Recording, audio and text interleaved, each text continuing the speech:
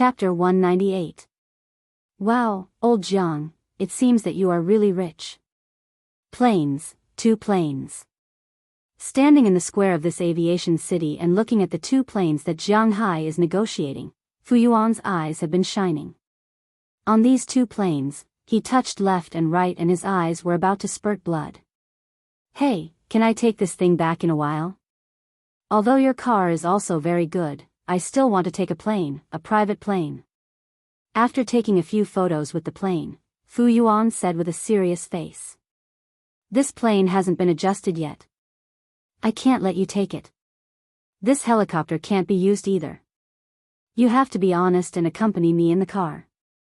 To be honest, Jianghu also wants to fly a helicopter back, but the problem is that he doesn't know how to fly it. And when the helicopter is brought back, the first flight naturally needs to be driven by the other party's crew. If something happens, he will be the first to die. As for the person who will sit with him, it is Marin Rupert. When he gets on the plane, he can better observe the plane and it will be easier for him to drive it in the future. So Jianghu directly cut off Fu Yuan's telepathic image. After receiving the helicopter, he watched Marin Rupert and the other party's crew take off, and then Jianghu and Edward Anderson left with the reluctant Fu Yuan. I say, this is New York. You don't take me to play here. I only have 10 days of vacation.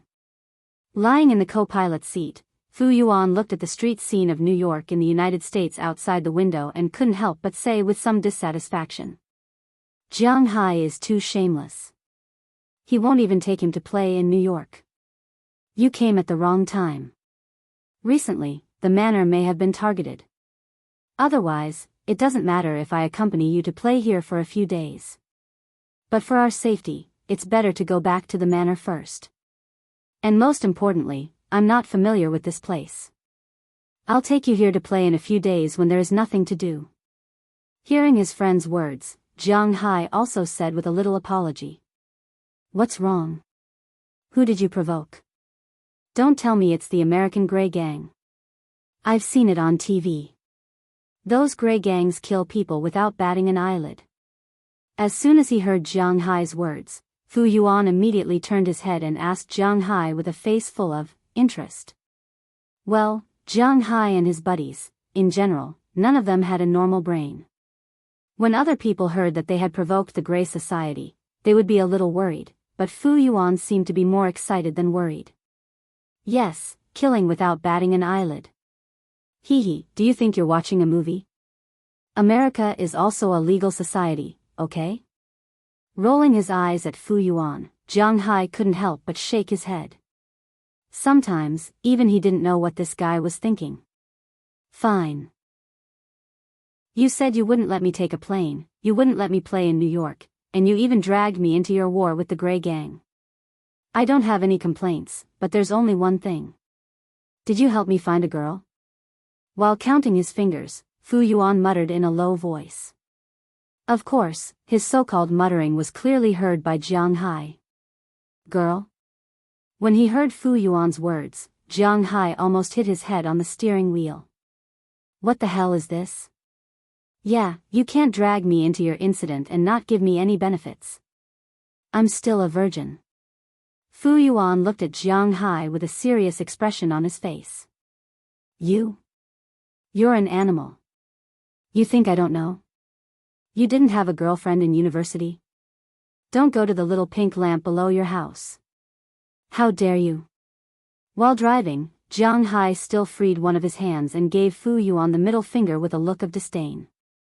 It's said that men have 4 irons. They went through the window together, went to the countryside together, carried guns together, and did that together. Jianghu and Fu Yuan were classmates, that was for sure. They didn't go to the countryside, and they didn't go to the army. However, they did do that together. The world is as black as the crows. Who doesn't know each other's background? If you pretend to be innocent, you will be struck by thunder. Ahem, I went to save women. Usually, after I went in, would chat with them and tell them that it's not good to do that. As for my previous girlfriends, I'm not sure if I'll become their husband. If I did that with them, it's not fair to them. F*ck, just say that you're not prepared. Under Jiang Hai's gaze, after Fu Yuan talked for a long time, he guessed that he couldn't make up any more stories. He could only break the pot. No, I'll tell you. There are 10 girls in my manor who don't have an owner. 2 of them are my daughters, and the other 8 are my employees. Don't you have any crooked thoughts? Looking at Fu Yuan's shameless face, Jiang Hai's eyebrows couldn't help but raise. F***ck, 10. Their bodies are not bad. The next time I come, will I come to collect your corpse and your daughters? When he heard Jiang Hai's words, the wretched expression on Fu Yuan's face became even more outrageous. Resisting the urge to punch him out, Jiang Hai gritted his teeth and said to him, "In the future, you should watch less movies with 2 or 3 people. Especially the romantic idol dramas produced by Japan. It's really not good for you. I know, it hurts the kidneys. But your brother's kidneys are indestructible." Patting Jiang Hai's shoulder, Fu Yuan interrupted him and said proudly. At the same time, he patted his back. "Whether it hurts your kidneys or not, I'm not interested to know. It's just waste paper. Now, most of the paper used is wood. If you waste paper, there will be fewer and fewer trees. The world will slowly warm up. At that time, you will be the real culprit of the destruction of mankind." Casually waving his hand, Jiang Hai looked at Fu Yuan and said lightly. Whether his kidneys were good or not, what did it have to do with him? F***ck, your hat is getting better and better. Hearing Jiang Hai's words, Fu Yuan also laughed. The conversation between the 2 people was all joking and couldn't be taken seriously, but Ai Dehua, who was sitting in the back row, was a little depressed. Because these 2 people were talking in Chinese, he couldn't understand. After talking for a long time, he had nothing to do except to be in a daze at the back. But fortunately, this section of the road was not particularly difficult to drive. Not long after, everyone arrived in Boston. After another half an hour, everyone returned to Jiang Hai's manor. When Jiang Hai's car stopped in front of the villa, the 2 big dogs had already appeared beside the car, looking at the people in the car with longing. When Fu Yuan saw the 2 dogs, his eyes couldn't help but light up. Fu Yuan is also a dog lover. He used to raise dogs, but he raised them for more than 10 years. In the end, the dog died, and he was very sad. Since then, he hadn't raised them, but now that he saw Jiang Hai's dogs, he was still very interested. But when he got down from the passenger seat, besides being interested, he was also a little afraid. The F-750 was very tall, especially on the passenger side. When he looked at the 2 dogs in the car, although they were big, they weren't particularly big. They were about the same size as the ones he used to raise. But when he got down, he realized that something was wrong. The 2 dogs were lying on the ground, and their heads were about to reach his chest. The Caucasian Mastiff and Green Wolf Mastiff were originally large dogs. Coupled with the stimulation of Jiang Hai's blood, they had undergone a second growth spurt. After these days of improvement and good food and drink, the size of these 2 dogs had changed once again. Now, the Green Wolf Mastiff was more than 1.9 meters tall when it stood up, and the Caucasus had grown to more than 2 meters. When it stood up, it was already taller than Jiang Hai by a head, not to mention Fu Yuan, who was only 1.7 meters tall. When the 2 dogs came over, their heads were about to reach his chest. When he saw these 2 huge beasts, he couldn't help but take a step back subconsciously. He looked at these 2 fellows with some hesitation. One was black, and the other was green. They looked really scary. Okay, this is my friend. He'll be staying here for a few days. Don't bully him. Okay, go back.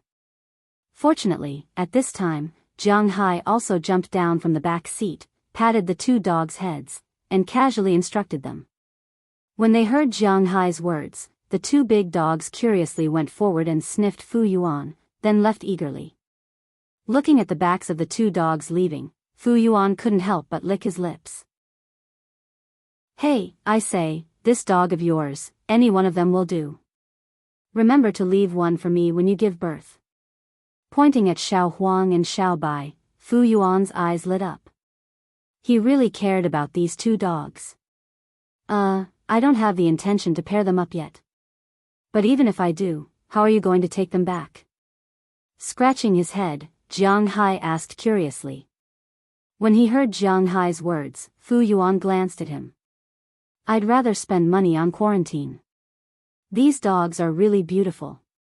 It could be seen that Fu Yuan was really a dog lover.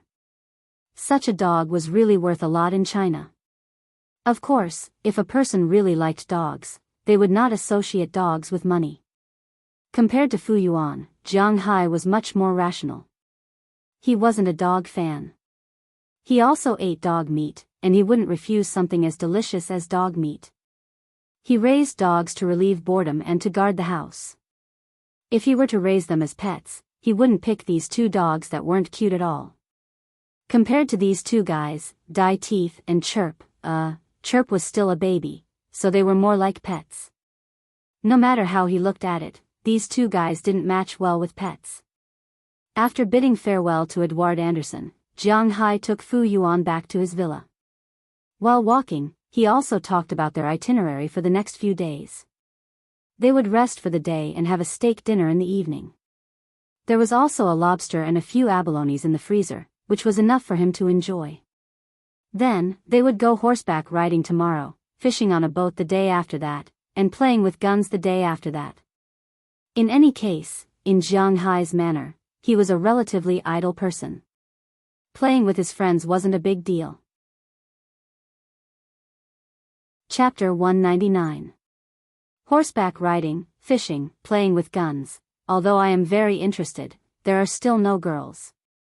Listening to Jiang Hai's arrangements for the next few days, Fu Yuan walked and said with a smile.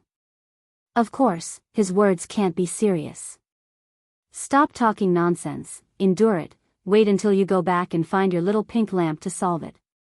Glancing at him contemptuously, Jiang Hai then said. Then he opened the door of the villa and led Fu Yuan in. But as soon as the two came in, they saw Daliana and Marian sitting in the living room watching TV. The two girls also knew that there would be guests today, so they got up early and cleaned up the house.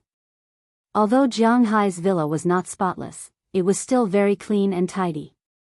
The two girls also changed into decent clothes. They wore a pure white chiffon shirt with an autumn shirt underneath, which outlined their well-developed figure. Jiang Hai's face was very pale.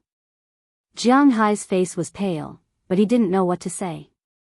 They were wearing denim shorts, but it was only about an inch above the knee. It was not hot pants. Jiang Hai could not let them wear that. They were wearing knee-length black stockings, and their long hair was straight and draped behind their heads. Sitting there, they were indeed very beautiful. They were two perfect big Lolas. Although it is still ice and snow outside, Jiang Hai's home is very warm, so it doesn't matter if they dress like this. After seeing the arrival of Jiang Hai and Fu Yuan, the two girls jumped off the sofa and ran over with a sweet smile on their faces. Cough, what's the situation? Looking at the two big girls running over, Fu Yuan, who had been clamoring for girls, was scared when he saw the girls this time. He looked at Jiang Hai with a puzzled face and asked. These are my two daughters, this is Daliana, this is Marian. Shrugging, looking at Fu Yuan's embarrassing appearance, Jiang Hai casually put on slippers, then threw Fu Yuan's bag on the sofa next to him, then hugged the two girls and said proudly. Although when Jiang Hai took in these two girls, he was a bit of a saint, then he especially despised himself and regretted it, but then he thought about it later. Now that sunbathing is so popular, then he can also do it occasionally. Fu Yuan is the first person who saw him sunbathing, and now it seems that the effect is still very good. Looking at the two girls with big curious eyes staring at him, Fu Yuan felt that his throat was dry all of a sudden. He opened his mouth and spoke to the two girls in his strange spoken language that he almost only spoke in English class. Although some of the pronunciation and grammar may be a bit strange, and the two girls can't quite understand, at least they understand what he means. So the two girls smiled sweetly and made some gestures to him, meaning that they are also very happy to see him. What does this mean? Looking at the two girls, Fu Yuan asked with some confusion. They can't speak, but they can listen. This is sign language, which means that they are also very happy to see you. After all, Jianghu has been in contact with these two girls for so long, some of the less complicated sign language can also be seen by him. Oh, so that's how it is. What a pity. Such beautiful little girls. TSK, by the way, here are 2 red envelopes. It's Chinese New Year, good luck, $500 each. It's not much. You didn't tell me about these 2 little girls. I only know that you adopted 2 children. Buy whatever the children want to eat. Hearing Jianghu's words, Fu Yuan sighed.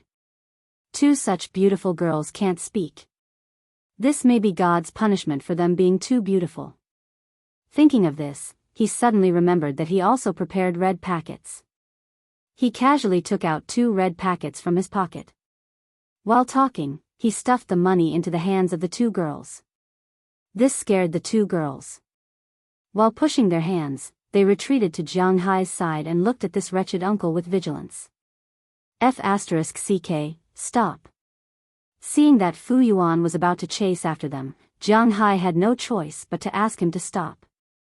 He didn't know whether to laugh or cry as he explained that in the United States, there was no such thing as giving money. Even if it was a gift, it wasn't directly given money. Most of the time, it was something valuable. If the person didn't want it, then they could sell it.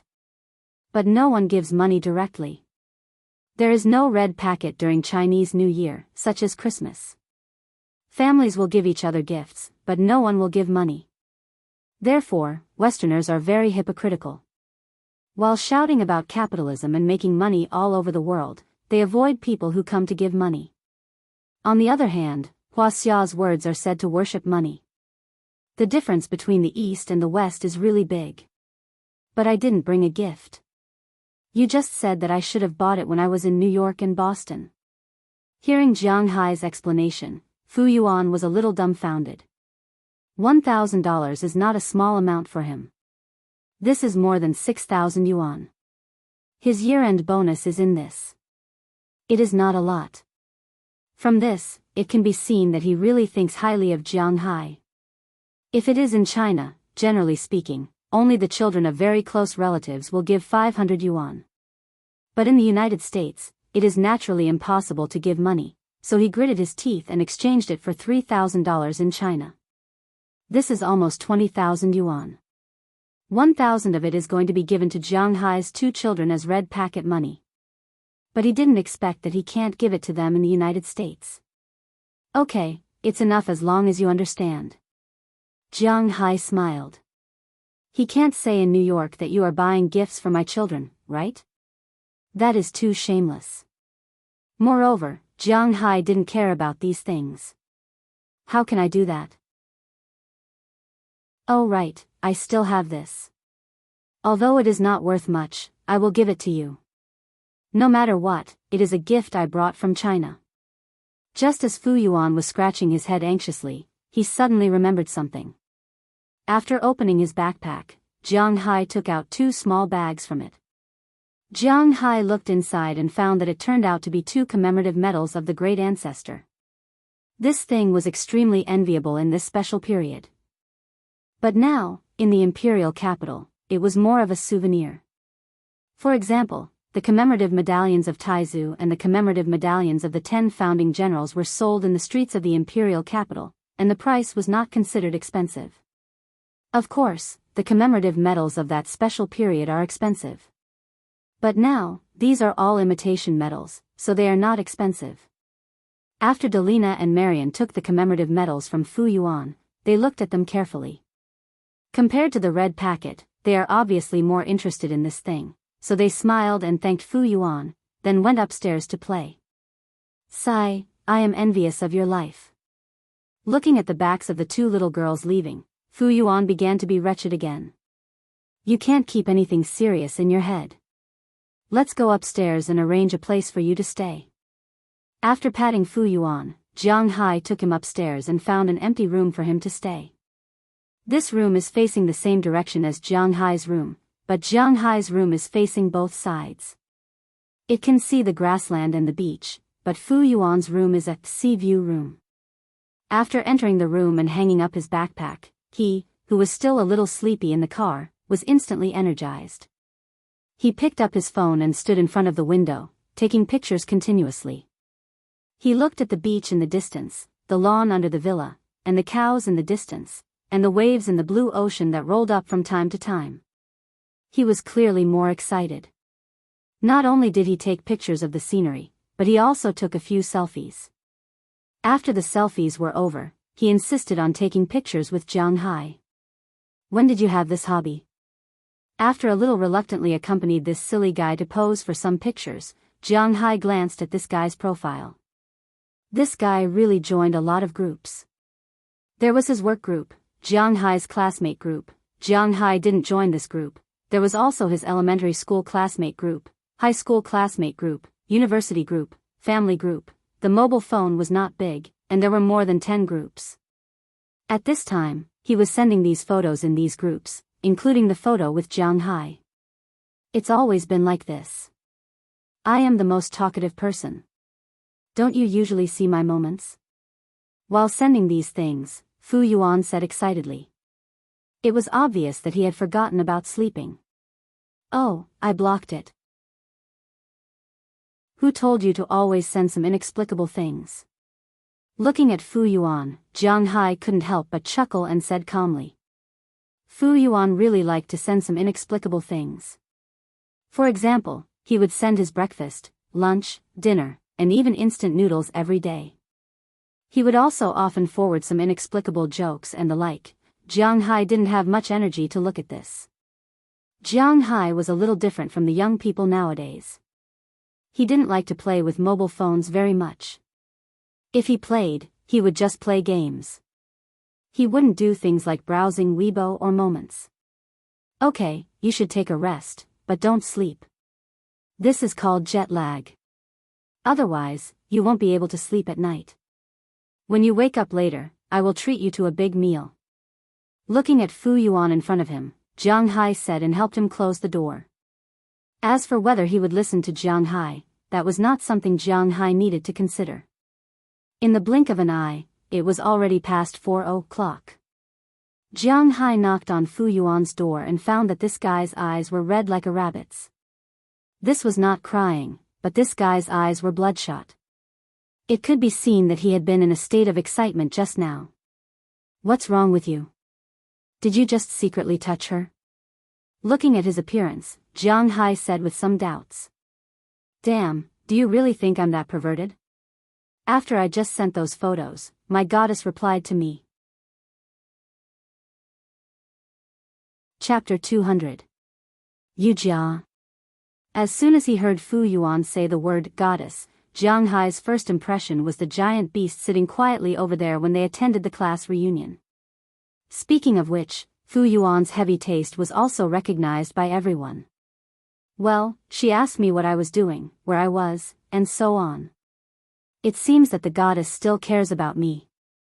Looking at Jiang Hai, Fu Yuan's eyes began to drift. If it weren't for the fact that he was in the United States now, he might have already drifted to find his goddess. Oh, then do you want dinner or the goddess? Looking at Fu Yuan's appearance, Jiang Hai couldn't help but laugh.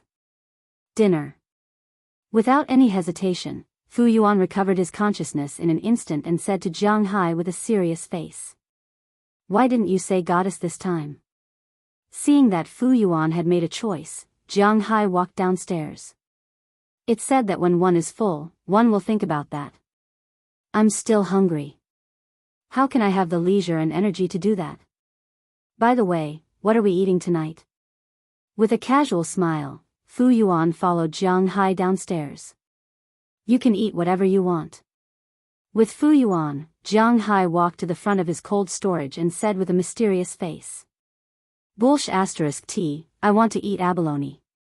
Looking at Jiang Hai with contempt, Fu Yuan said with a cold face. Yes, the best two-headed abalone. Hearing Fu Yuan's words, Jiang Hai opened the door and pointed to a pool next to him. Following Fu Yuan's gaze, he couldn't help but take a deep breath. Sure enough, he saw a pile of fist-sized abalones crawling around in the pool.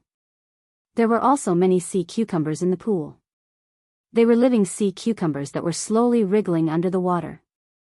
Gulp, I also want to eat lobster.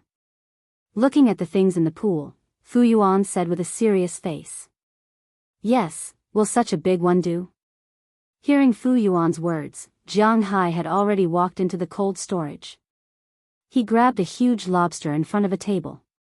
Looking at this lobster that was at least 3 times bigger than the one that Jiang Hai had seen at the class reunion, Fu Yuan didn't know what to say. He immediately took out his mobile phone and began to take photos. Wow, this lobster, wow, these pincers, wow, this length, damn, it's a shrimp king. While taking photos, Fu Yuan's mouth didn't stop moving. What kind of shrimp king is this? There are many bigger ones in the sea. The ones we ate yesterday were bigger than this. Jiang Hai casually threw the lobster into his pocket. He was going to clean it up later. F***ck, you guys eat this stuff every day. Hearing Jiang Hai's words, Fu Yuan was confused. Not every day. I can't get tired of eating it every day. When I want to eat it, I will go to the sea to catch a few. It's just a matter of a few minutes. Originally, when Jiang Hai said the first half of the sentence, he was relieved. If he ate these things every day, it would be too wasteful. But later, Jiang Hai told him that he was thinking too much. He didn't eat it every day because he would get tired of it. Looking at Jiang Hai's face that was corrupted by capitalism, Fu Yuan said bitterly. Then, he quickly ordered, F***ck, corrupt, shameless, evil capitalist society. People like you should hang a sign to criticize you. I want to eat this lobster, and this abalone, and this sea cucumber, okay, these were originally prepared for you. In fact, the main dish is still beef. After listening to Fu Yuan's words, Jiang Hai chuckled and walked to the compartment in the cold storage. As he opened it, dozens of processed beef were hanging in this space. The meat these years were all special grade A frost snow beef, but they were all frozen. Jiang Hai's manor now had a total of more than 20 people, nearly 30 people. Even if half of them were women, women still needed to eat. As a member of the manor, eating beef was inevitable. On average, each person consumed 2 pounds of beef every day. That was more than 50 pounds a day. An Angus bull weighed about 700 kilograms after this winter's fattening. The highest weight had reached 750 kilograms, which was about 1,500 pounds. The slaughter rate was 65%, which meant that nearly 1,000 pounds of meat could be produced. If all of this beef was eaten, one bull could feed the entire manor for 20 days. But because Jiang Hai's bulls were really good, the production rate of special grade A beef was extremely high. The people in the manor weren't willing to eat this meat. They were already very happy to be able to get some special and preferred meat. And these beef were all sent to Jiang Hai. But the problem was that Jiang Hai's bulls had a very high probability of producing special grade A beef.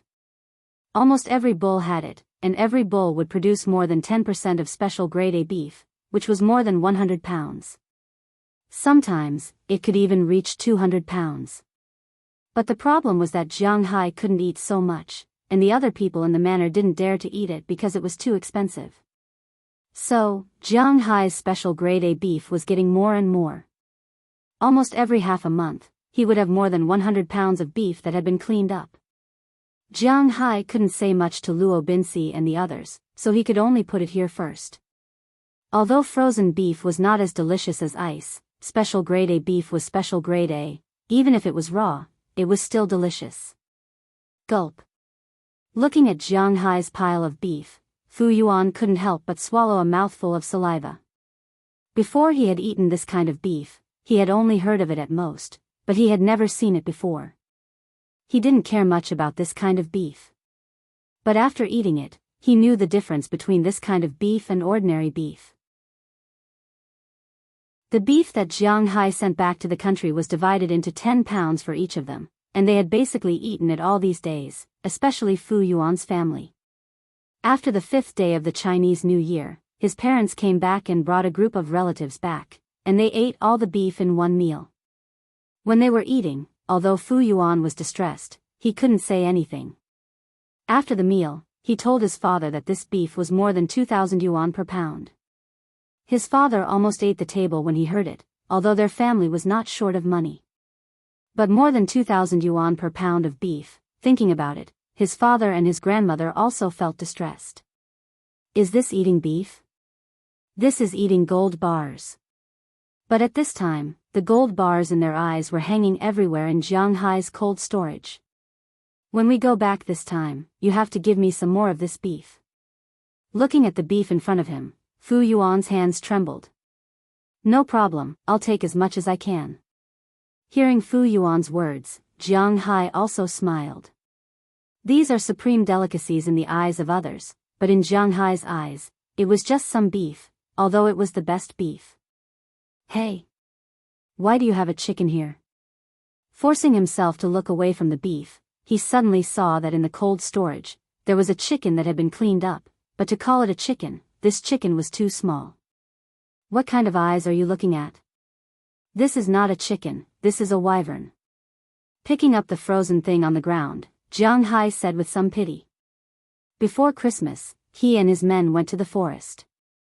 The turkey that was caught there was finished before Christmas, but Jianghai didn't eat the wyverns that they caught.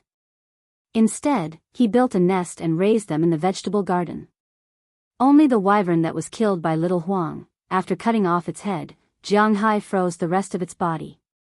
It's not that he didn't want to eat it, but he didn't know how to cook it. It was like shark's fin. Everyone knew that this was delicious, but who knew how to cook it? Wyvern? I haven't seen this in years. The meat of yours is so tight. Is it wild? Looking at Jianghai, the look of surprise on Fu Yuan's face became even more intense. Just like beef, Fu Yuan had actually eaten wyverns before. This was because when he was young, his father was a soldier. He was a local soldier in the northeast, and he was considered a soldier's relative. The place where he was a soldier was in a mountainous area. There were wyverns in the mountains, but when he was young, there weren't many wyverns left, but the soldiers still caught some to eat. When soldiers cooked in the wild, there were only two ways to eat, roast or stew. The ingredients were things that could be caught. Most of them were snakes and rabbits. Although they were wild, it wouldn't be delicious if you tried to cook them.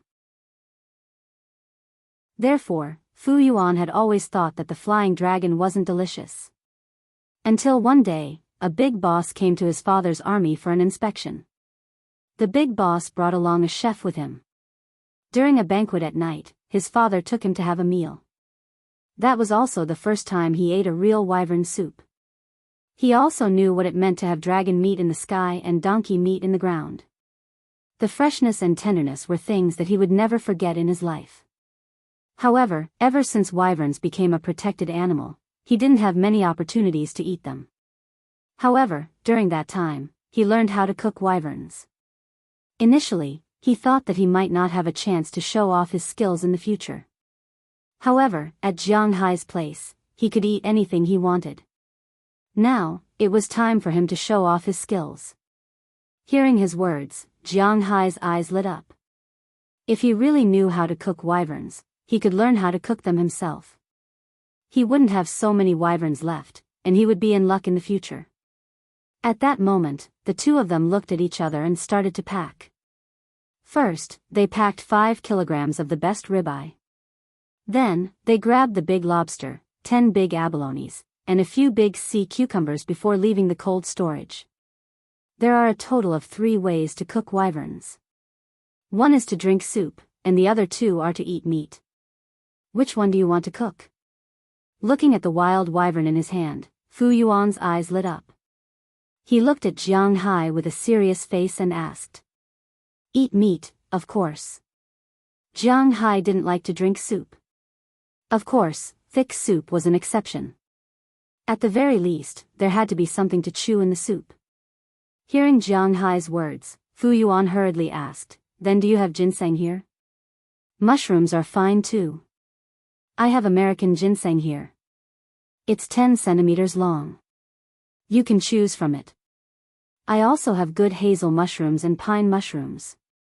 Damn, so many. You even have pine mushrooms. I'm getting more and more envious of you, brother.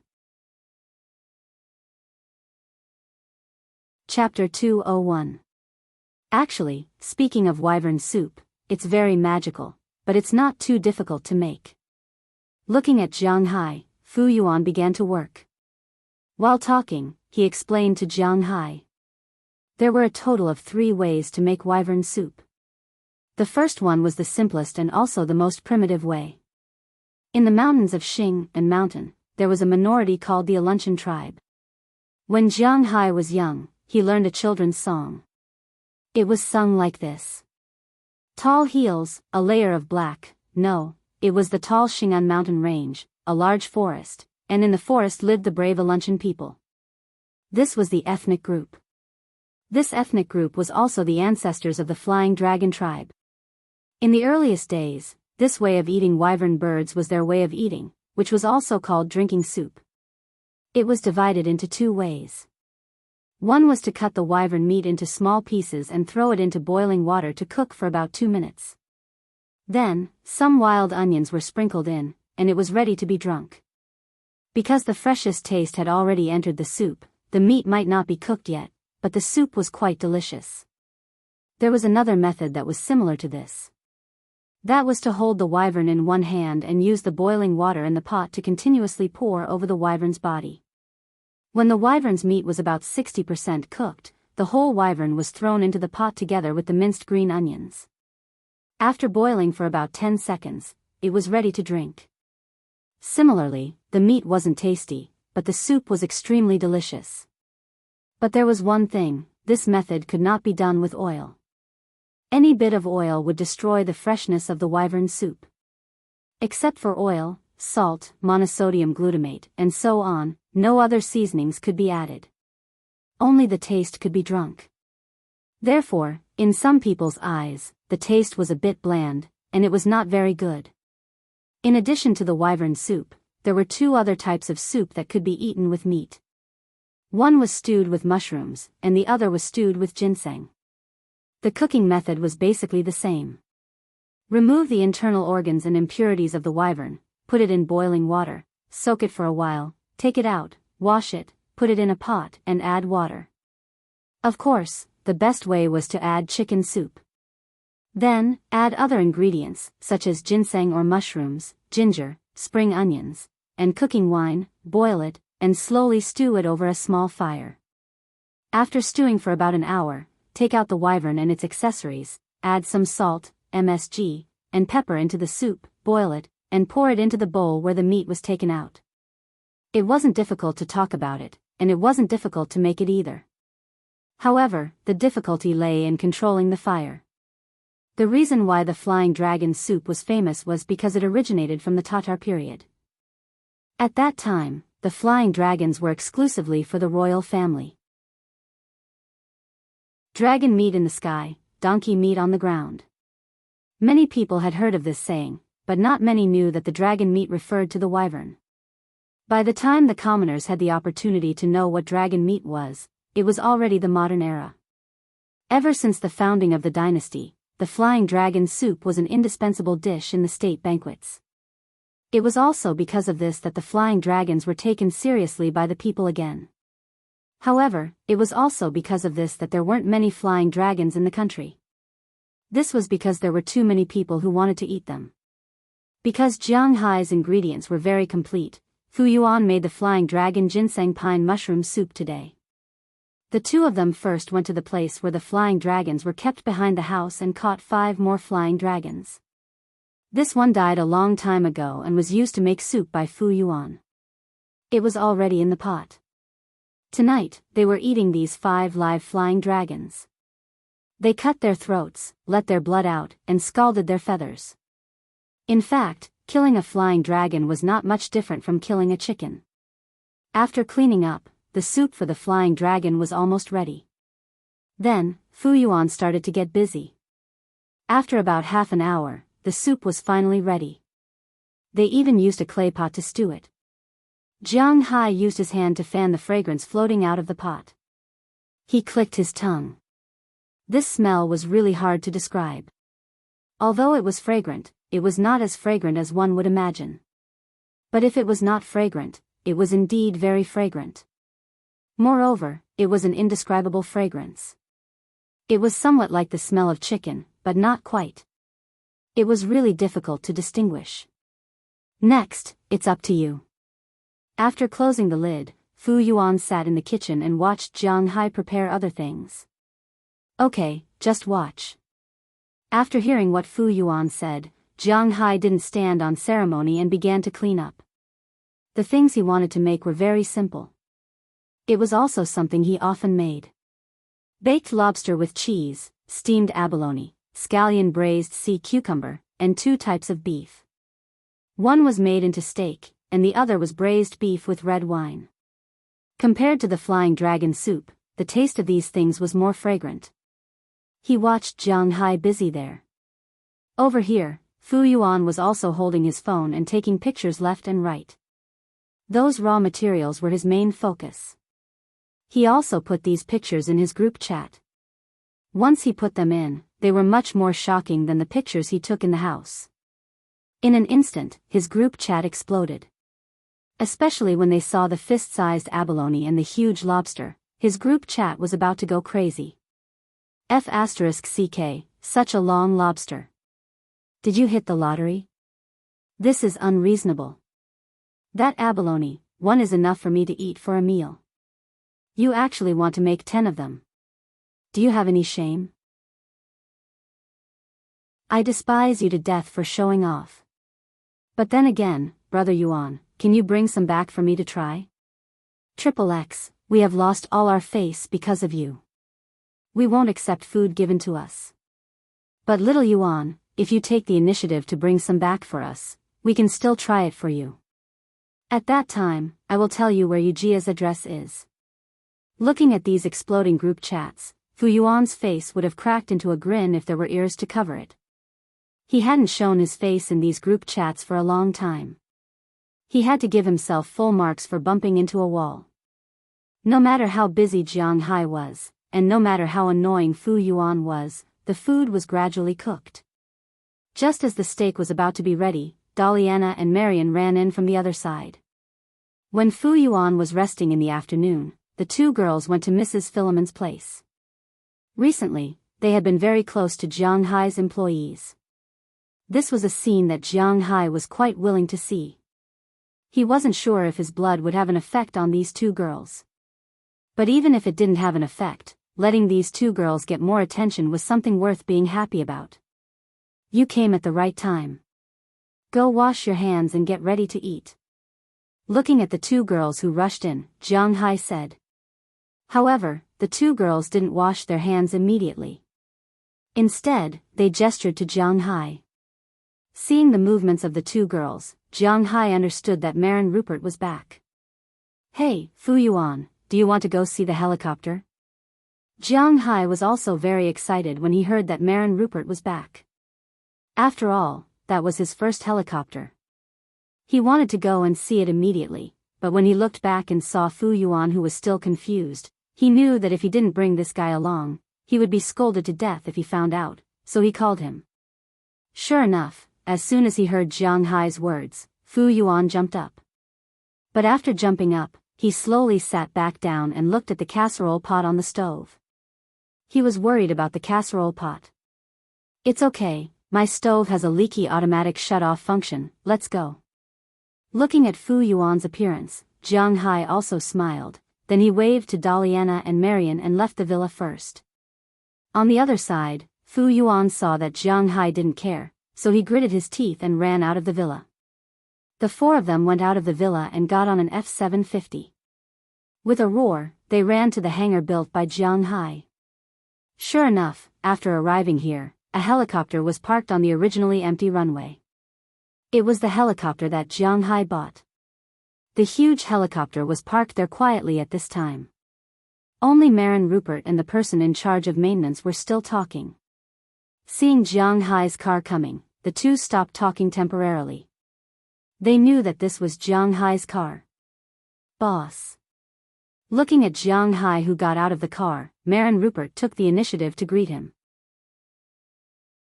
After they left New York just now, in order to test the performance of the helicopter, they deliberately went to the sea area around Jianghu's manor before returning here. On the way, the two also found a place for Marin Rupert to drive for a while.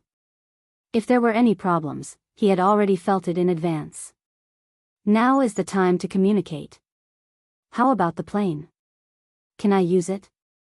Patting the giant ladder beside him, Jianghu asked with some envy. He also wants to fly it, but the problem is that he doesn't know how to fly it. It seems that learning how to fly a helicopter is something he has to learn in the future.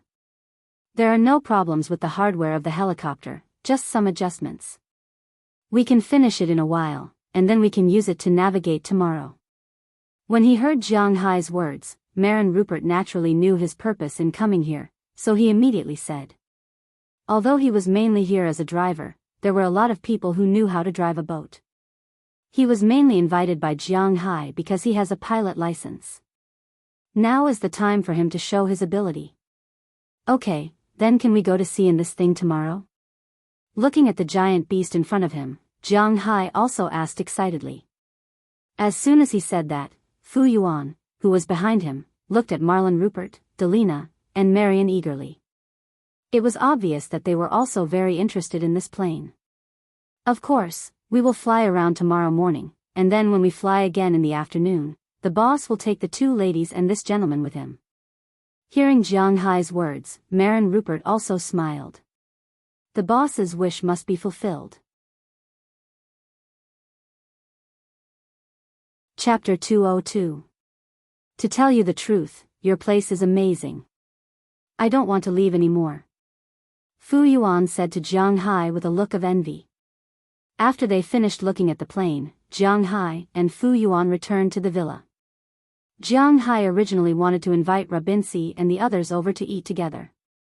After all, it was more lively with more people. However, in the United States, there was no such thing as taking advantage of others. There was no New Year or holiday, and there was no such thing as housewarming.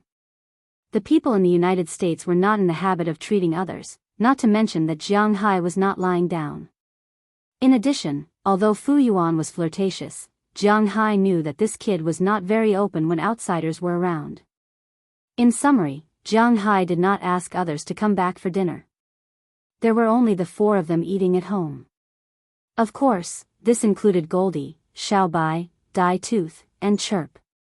Fu Yuan liked Goldie and Xiaobai from the bottom of his heart, but these two guys did not survive by pleasing others. Therefore, these two kept a respectful distance from him and left after eating their rations. Dai Tooth and Chirp were now Delina and Marion's pets, especially Dai Tooth. He was very fond of these two sisters who often gave him delicious food. Even if it was Jianghu's orders, he would sometimes obey in public but disobey in private. After the sisters finished eating, it left. As for Chiochio, it was still a young bird and couldn't understand human language. Seeing that its seniors had left, it also left. After there were no outsiders, Fu Yuan was a lot more relaxed. Jianghu had a lot of beer here. These were all bought from the Cowboy Song bar in town. The beer at Old Tony's was a bit bitter when he first drank it. However, after drinking it for a long time, he got used to it. The taste was really good, especially when it was chilled. At first, Fu Yuan was a little uncomfortable drinking this beer, but now he completely fell in love with it. If you don't want to leave, then stay a little longer. I have nothing to do here anyway. Jianghu shrugged. Although there were many people here to play with him, these people were not his friends after all. They were not equal and could not play with each other. Although the relationship between superiors and subordinates was not as tense as it was in China, Jianghu did not hang out with these American people. To be honest, in the entire manor, there was only Belle and Harriman who were about the same age as him. However, Harriman was stubborn.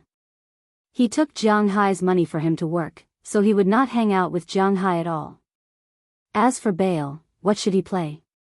Fight? Boring. Playing with guns? Jianghu also lost interest in playing. As for the others, Bale and Jianghu did not hang out. Apart from these two, there were only the 8 girls left. However, when you asked Jianghu to play with the girls, Jianghu felt a little awkward. He was such an awkward person. Hey, I'm just saying. Don't take it seriously. If I'm here, what will my father do? What will my mother do? Don't look at my job. It's because of my father's relationship that I got in. If I say I quit, he will skin me alive. Although he was a little drunk, Fu Yuan did not lose his mind. He could not help but say to Jianghu helplessly. After saying that, he took a big gulp of beer and laughed self-deprecatingly. Besides, I can't do anything here. It's not like you don't know how bad my English is. Alright, I'm not joking. Let's continue drinking. Picking up the beer cup in front of him, Fu Yuan and Jianghu drank another cup. Both of them drank half a cup in one gulp and then continued to chat. That night, they talked a lot. When Fu Yuan was so drunk that he almost crawled under the table, it was already past 1:00 in the morning. Jianghu looked at him. Although he was a little drunk, it was not heavy. He drank the last cup of beer. Jianghu grabbed Fu Yuan and went back to his room. As a man, he did not care about whether he was comfortable or not. If he wanted to take off a man's clothes, shoes, or face, he might as well kill him. Throwing him on the bed, Jianghu went back to his room to sleep. Time passed by, and the manor's night came quietly. When Jianghu woke up at 6:00 in the morning the next day, on the other side of the ocean in Wuxia, the sky had just turned completely dark. At this time, the nightlife had just begun. Holding up the phone, Chi Li's assistant, a girl wearing glasses, said anxiously, boss, look, Fu Yuan just updated his WeChat moments. It's all about food. There's also a picture of your husband. Do you want to take a look? At this time, Chi Li had just finished approving the work that needed to be done today. She was leaning on her chair in a daze. When she heard Chi Li's words, she reacted for a moment. Then, she took Chi Li's phone and looked at it. The first thing that caught her eye was a huge lobster. It was a picture of what it looked like before and after it was cooked. In addition, there were big abalones, big sea cucumbers, the legendary dragon soup, steak, and so on. Of course, among the food, there were selfies of Fu Yuan and Jianghu. They really know how to enjoy themselves. Then, looking at Fu Yuan's WeChat moments, Chi Li snorted in disdain. Especially when she saw Jianghu's sweet smile in the picture, her handsome long eyebrows raised. Ever since the last unfriendly meeting with Jianghu, Chi Li realized that she would often think of Jianghu. If in the past, she would think of him once every 10 days or half a month, now she would think of him once every 2 or 3 days. Especially the image of Jianghu asking her to sign the divorce agreement. It was an image that she could not forget for a long time. This didn't mean that she had fallen in love with Jianghu, but this feeling made her very uncomfortable. It was like a doll that was originally hers. Although she didn't like it, it was still hers. But suddenly, one day, this doll had its own soul and no longer belonged to her. She had to take the initiative to draw a clear line between them. This was something she couldn't accept. Especially the feeling of being dumped, it made her very angry. Chi Li had been very strong since she was young. The only time she had been in a relationship was when she dumped someone else. Now that she was dumped, she felt extremely unbalanced in her heart. This made her feel that she had been humiliated. Even if it was a divorce, she should be the one dumping Jianghu. Why should Jianghu dump her? Therefore, she started to understand Jianghu's past, his present, and even his sly friends. She asked for Fu Yuan and the others' WeChat numbers from Jianghu's former class monitor. Then, she asked her assistant to add her. Fu Yuan and the others naturally had no resistance to being added by a beautiful woman. They quickly added each other. Every day, this girl saw their WeChat moments clearly. Obviously, Jianghu did not know that his brothers had become traitors. Director Chi, I think so too. These guys really know how to enjoy life. I don't even have such a big lobster. Cough. President Chi doesn't eat it often. This girl with glasses had seen a lot with Chi Li, but this was the first time she had seen the things in the photo. Cough. Oh right, the woman I asked you to investigate recently. Have you found anything? Hearing this, Chi Li could not help but cough lightly. She subconsciously wanted to say that she had not eaten it either, but fortunately, she stopped in time. Found it. Her name is Feng Yunshen. She is a print model. We found that she seems to be Lu Zhenyang's mistress. Hearing Chi Li's words, the girl with glasses immediately took out Feng Yunshen's information from her pocket and handed it over. A mistress. Arrange it, I'll treat her to a meal. Chi Li glanced at the document, narrowed her eyes, and said in a low voice. Treat her to a meal? Okay, where should we go? Hearing that Chi Li wanted to treat this woman to a meal, the girl with glasses was very confused. But as an assistant, she knew that she only needed to do things obediently, so she raised her head and asked. Seafood restaurant. Let's go eat lobster. After thinking for a while, she didn't know why the lobster in the photo just now appeared in Chi Li's mind. She casually picked up the coat on the boss chair and said as she walked out. Ever since she and Jianghu had some inexplicable relationship on the 29th, these days, she and Jianghu seemed to have returned to the status of ordinary friends. Besides sending a New Year's message to Jianghu during the New Year, they had only sent 2 or 3 messages in total, and each time they spoke for a very short time. After about 5 or 6 messages, they went to do their own things. It was hard to say what the relationship between the two was, but after that night, it seemed that the originally estranged feelings were once again estranged. No one knew what was going on in Feng Yunshen's mind, but Jianghu really didn't think about her. On the 7th day of the new year, Feng Yunshen returned to the imperial capital because she had recently received a new job. As an internet celebrity, there were 4 main places to work. The first was CJ, the second was the various major car shows, the third was to shoot posters, take photos, and pictorials, and the fourth was to be a spokesperson. Of course, their endorsement fees weren't high, and they weren't like those big stars, endorsing makeup products, luxury goods, or even cars. Their endorsements were more for games, web-based games, and not those big productions. This kind of web-based game was very convenient to make, and it had been very popular in recent years. Hundreds of thousands of them were opened a year, and hundreds of thousands of them were closed.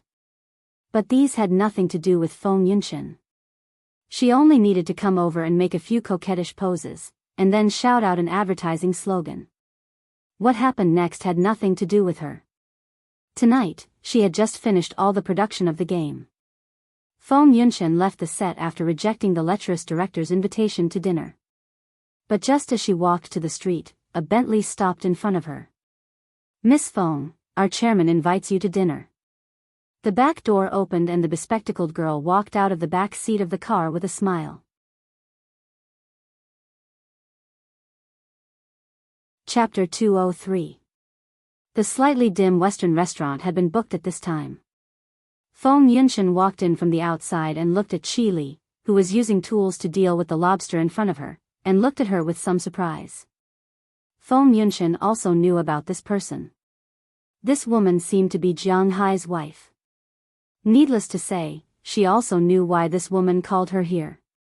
If it were her, she would probably look for this person. Come, sit. Hearing the sound of Feng Yunshen's high heels hitting the ground, Chi Li slowly raised her head and glanced at the woman with light makeup in front of her. She said softly, and then continued to bury her head and deal with the lobster in front of her. It's getting late. If there's anything, you should just say it. Hearing Chi Li's words, Feng Yunshen pulled out the chair opposite her and sat down. Then she looked at Chi Li, who was still dealing with the lobster, and thought for a moment and said in a deep voice. Don't worry, you haven't eaten yet, right? What do you want to eat? Order. Chi Li heard Feng Yunshen's words and said lightly. Hearing what she said, the waiter next to her also took the menu and was about to walk over, but he was stopped by Feng Yunshen. I don't need it.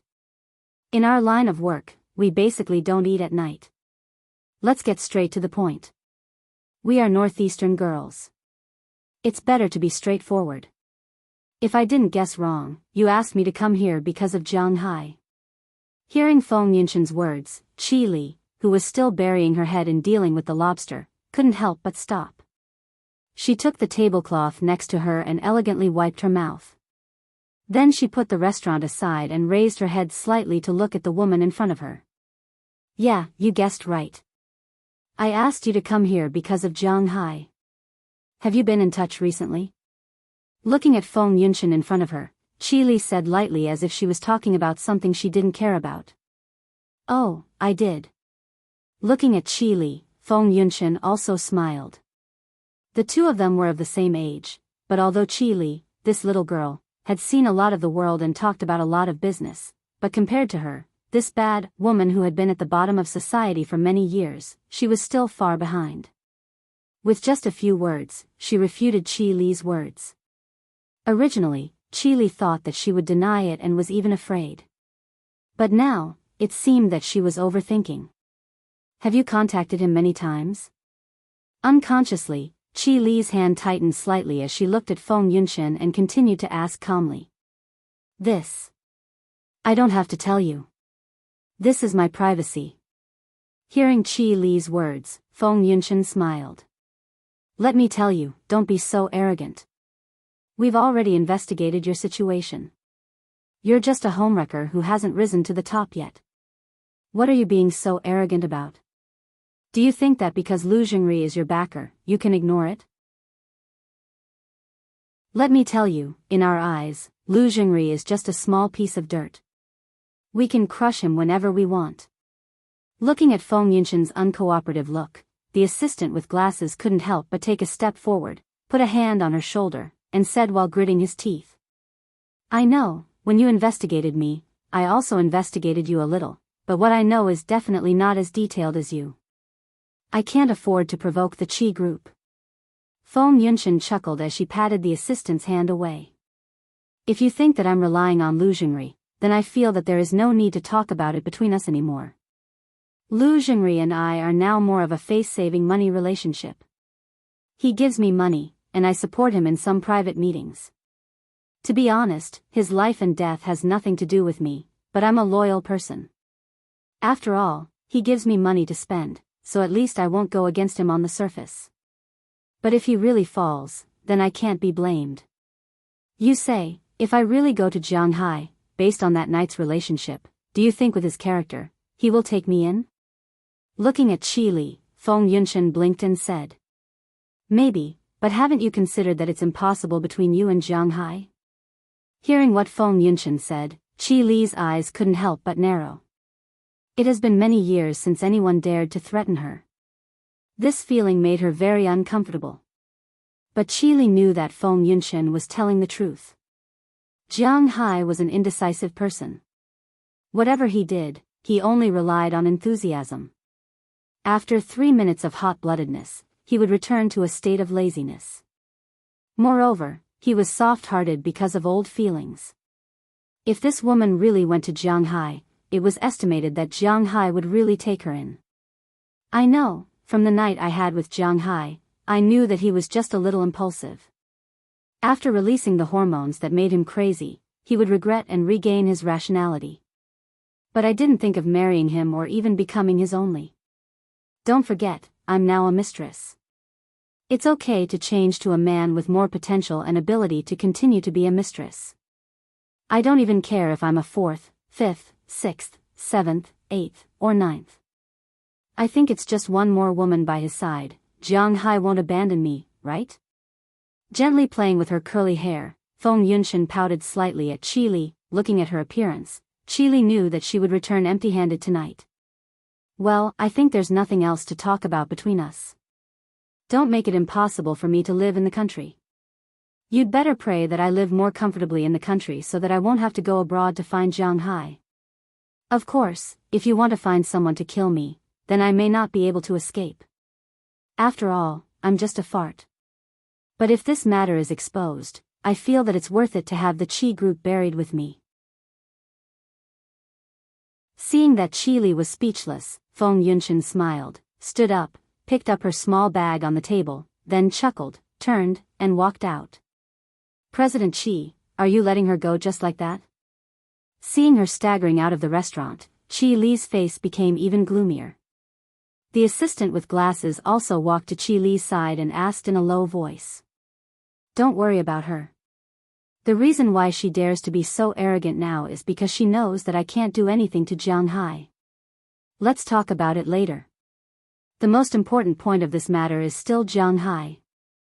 Qi Li gently tapped the table with the knife and fork in her hand. Then, she continued to bury her head and deal with the lobster in front of her. As for Feng Yunshan, after leaving the Western restaurant, she couldn't help but let out a sigh of relief. At the end of February in the imperial capital, there was a faint sweat on her forehead. In fact, the toughness just now was more of a show of force. Qi Li's aura was far from what she could compare to. Although she dared to pull the emperor off his horse, the barefooted people were not afraid of wearing shoes. But people were selfish. No one would be willing to use their own life to exchange for someone else's life. What's more, even if Qi Li wanted her life, Qi Li might not be willing to die with her. Speaking of this, it was the sorrow of a small person, but she saw it clearly. After leaving the Western restaurant, she took a taxi and returned to her residence. Lying on the bed, Feng Yunshan couldn't help but feel a little emotional. Now that she offended Qi Li, it was impossible for Lu Jingri to protect her. What's more, Lu Jingri might not protect her and turn against the Qi Corporation. After all, compared to her, money was more important to Lu Jingri. The only person who can protect me now seems to be Jianghu. I'll do some research and see if I can go to Jianghu for a photo shoot.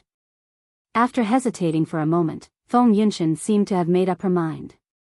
She grabbed her phone and looked at it.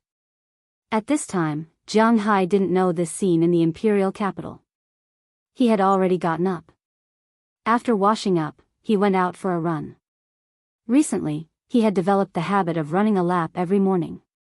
On the way, he went to see his horse, Xiaoxia, fed some carrots, brushed its hair, and let it out to run a few steps. After everything was done, it was already past 8:00 in the morning. After he returned to his villa, he found that Daliana and Marian had already gotten up and were helping to clean up the house, but Fu Yuan still didn't make any movements. It was understandable. After all, he had been on a plane for more than 10 hours, and then he had jet lag. He also drank so much last night. But after waiting for a while, when it was almost 9:00, Jianghu really didn't want to wait any longer. He directly opened the door of Fu Yuan's room and dragged him up. I'm so sleepy. Is there any activity today? Fu Yuan reluctantly got up, washed his face, and brushed his teeth. He leaned against the door frame of his room with a sleepy face and said to Jianghu listlessly. There are plenty of activities today. It depends on what you want to do. We can go to sea, fish, swim. It may still be a little cold now, but the ice in the Danshui River has melted. We can go there to shoot fish, or to burn guns, or to hunt birds in the forest, or to ride horses, or to play in Winthrop. After thinking about it, Jianghu counted one by one. It may not be safe to go to Boston now, but going to Winthrop is not a problem. He didn't know before he counted, but after counting, Jianghu was shocked. It seems that there are more and more fun things in his manner. Then let's go fishing. I remember that we can take a plane in the afternoon. We can go fishing first, and then take a plane in the afternoon. Speaking of which, I haven't fished in the sea before. I used to play in reservoirs or fish ponds. Fu Yuan looked at Jianghu counting one by one. To be honest, Fu Yuan wanted to play a lot of things. Although there are no beasts in Jianghu's forest, it is still good to hunt birds. But shooting a bird was still good. What's more, although he had touched a gun before, what kind of gun was Jianghu's?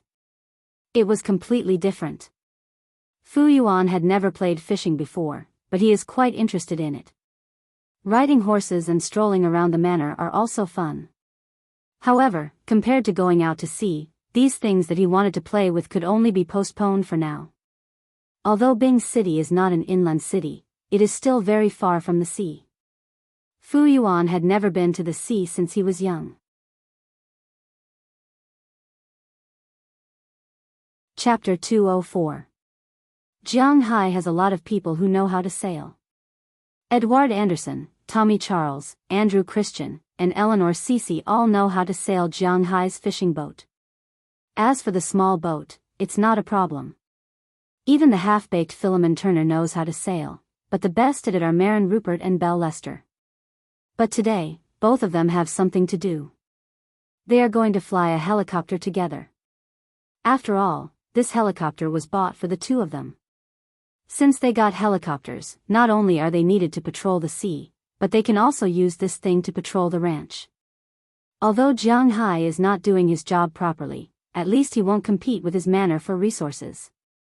Besides, he's just going to fish. He's not going to do anything, so there's no need for too many people to follow him. So today, he could only call Edward Anderson to help him sail the boat. Jianghu took Delina, Marian, Xiaobai, Little Huang, and Dai Fong to board the boat together. Of course, the most important one is Fu Yuan. They're going on an outing today. They didn't drive a large boat, but an open boat. For fishing, this boat is enough. After the boat left the dock, it began to speed up and headed outside the coral reef. Today, Fu Yuan's outfit is very flashy. He's wearing fancy clothes that are not thick, and he's also wearing a huge pair of sunglasses. Recently, the weather in Boston has been good. The highest temperature can reach 7 or 8 degrees, and at night, it's more than 3 degrees. The weather is good, but after all, it's winter. Dressing like this is courting death. Originally, he didn't feel anything when he was on the boat. He was still taking selfies there, but when the boat started to speed up, he nestled in the cabin. Fortunately, Jianghu has already prepared clothes, otherwise, he would have frozen to death. You wouldn't be so cold if you were less flashy.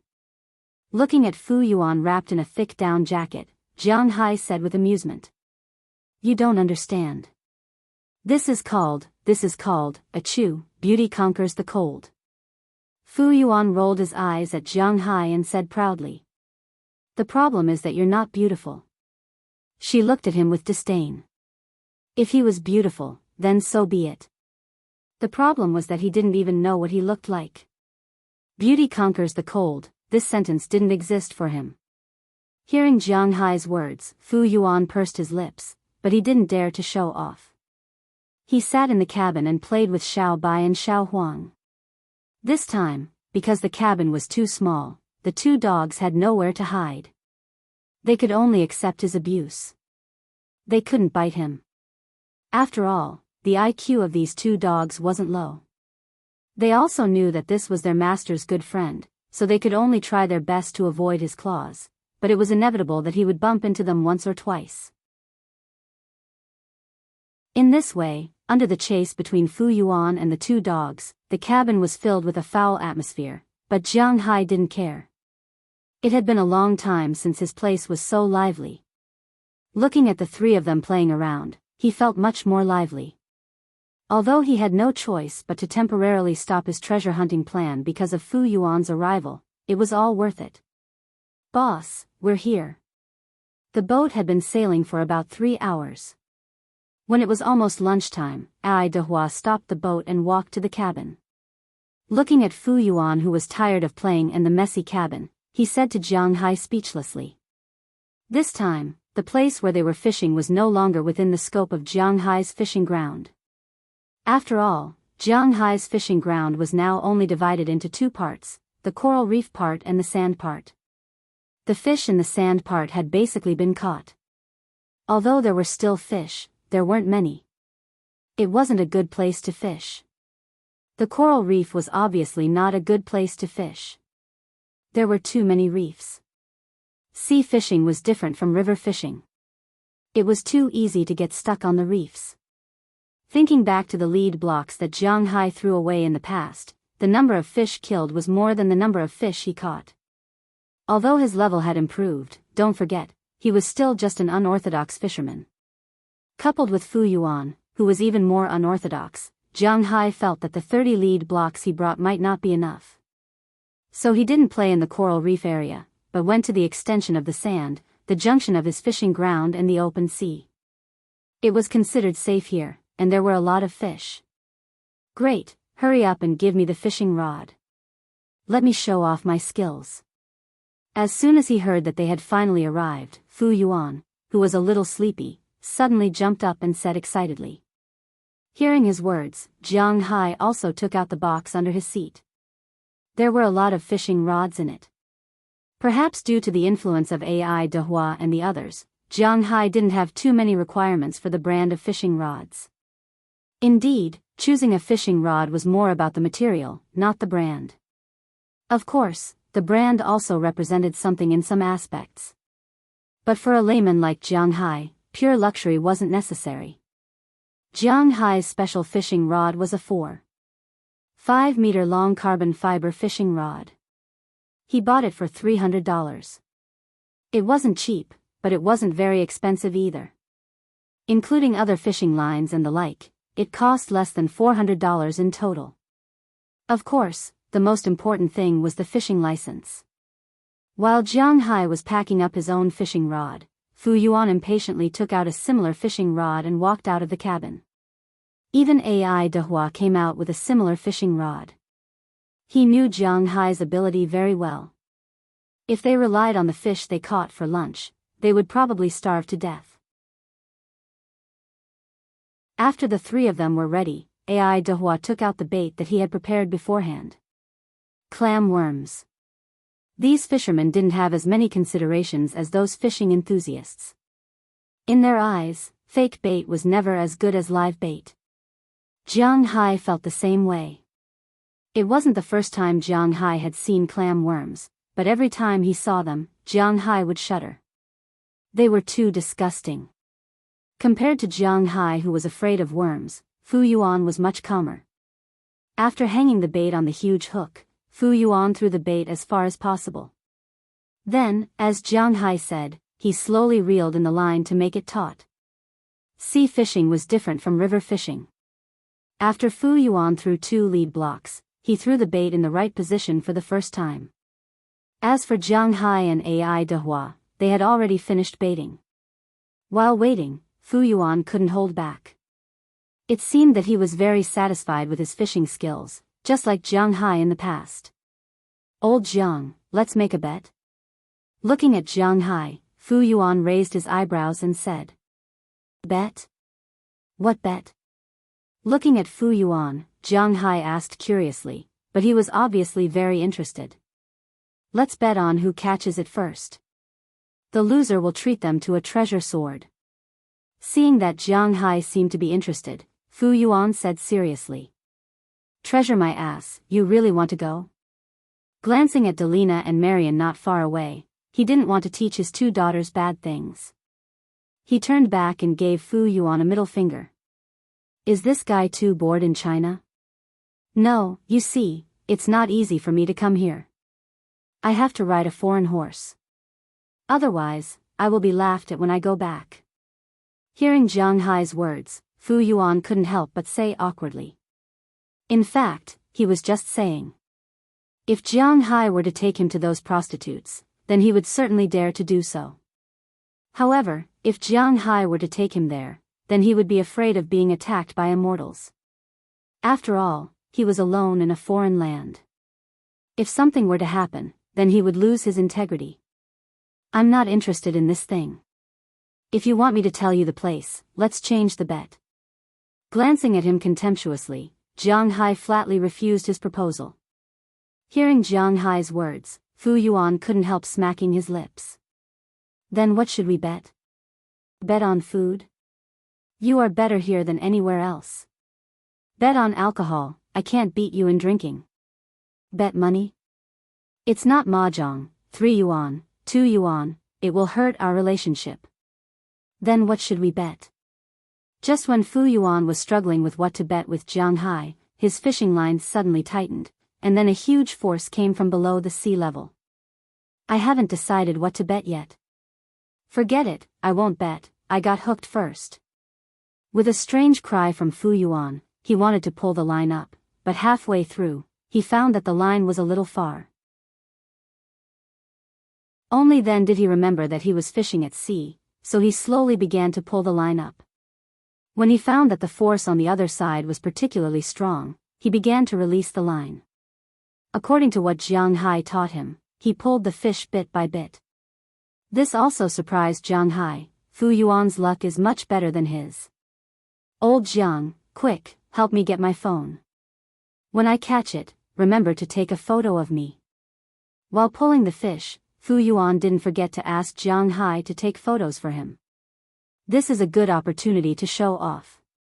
Hearing his words, Jianghu couldn't help but smile, but he didn't refuse his words. Instead, he took out his phone from his pocket and waited next to him. It's been so long, the fish you caught must be big. Seeing that he has been fishing with the fish for more than 10 minutes, Jianghu couldn't help but be a little curious. After all, he usually fishes with Ai Dehua and others. With his understanding of fishing, the fish should be big for such a long time. Hearing Jianghu's words, Fu Yuan also said with a proud face. Of course, don't you know who caught it? With this strength, this explosive force, and this powerful physical strength, I can guarantee that this fish is at least half a meter long. Half a meter? Okay. Hearing his words, Jianghu's eyebrows couldn't help but raise. This guy really dares to say anything. After a few more minutes, after a disdainful struggle, Fu Yuan finally pulled the fish to the side of the boat. When the fish broke out of the water, Jianghu couldn't help but laugh.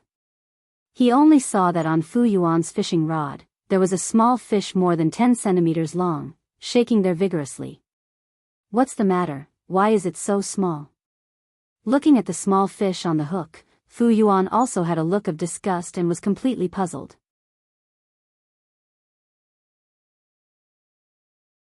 Chapter 205. This is a sea bass, a very ferocious carnivorous fish. It's a relative of freshwater bass. The largest fish can grow up to 1 meter long, but yours is obviously a small cub. Looking at the fish that Fu Yuan caught, Jianghu couldn't help but explain to him.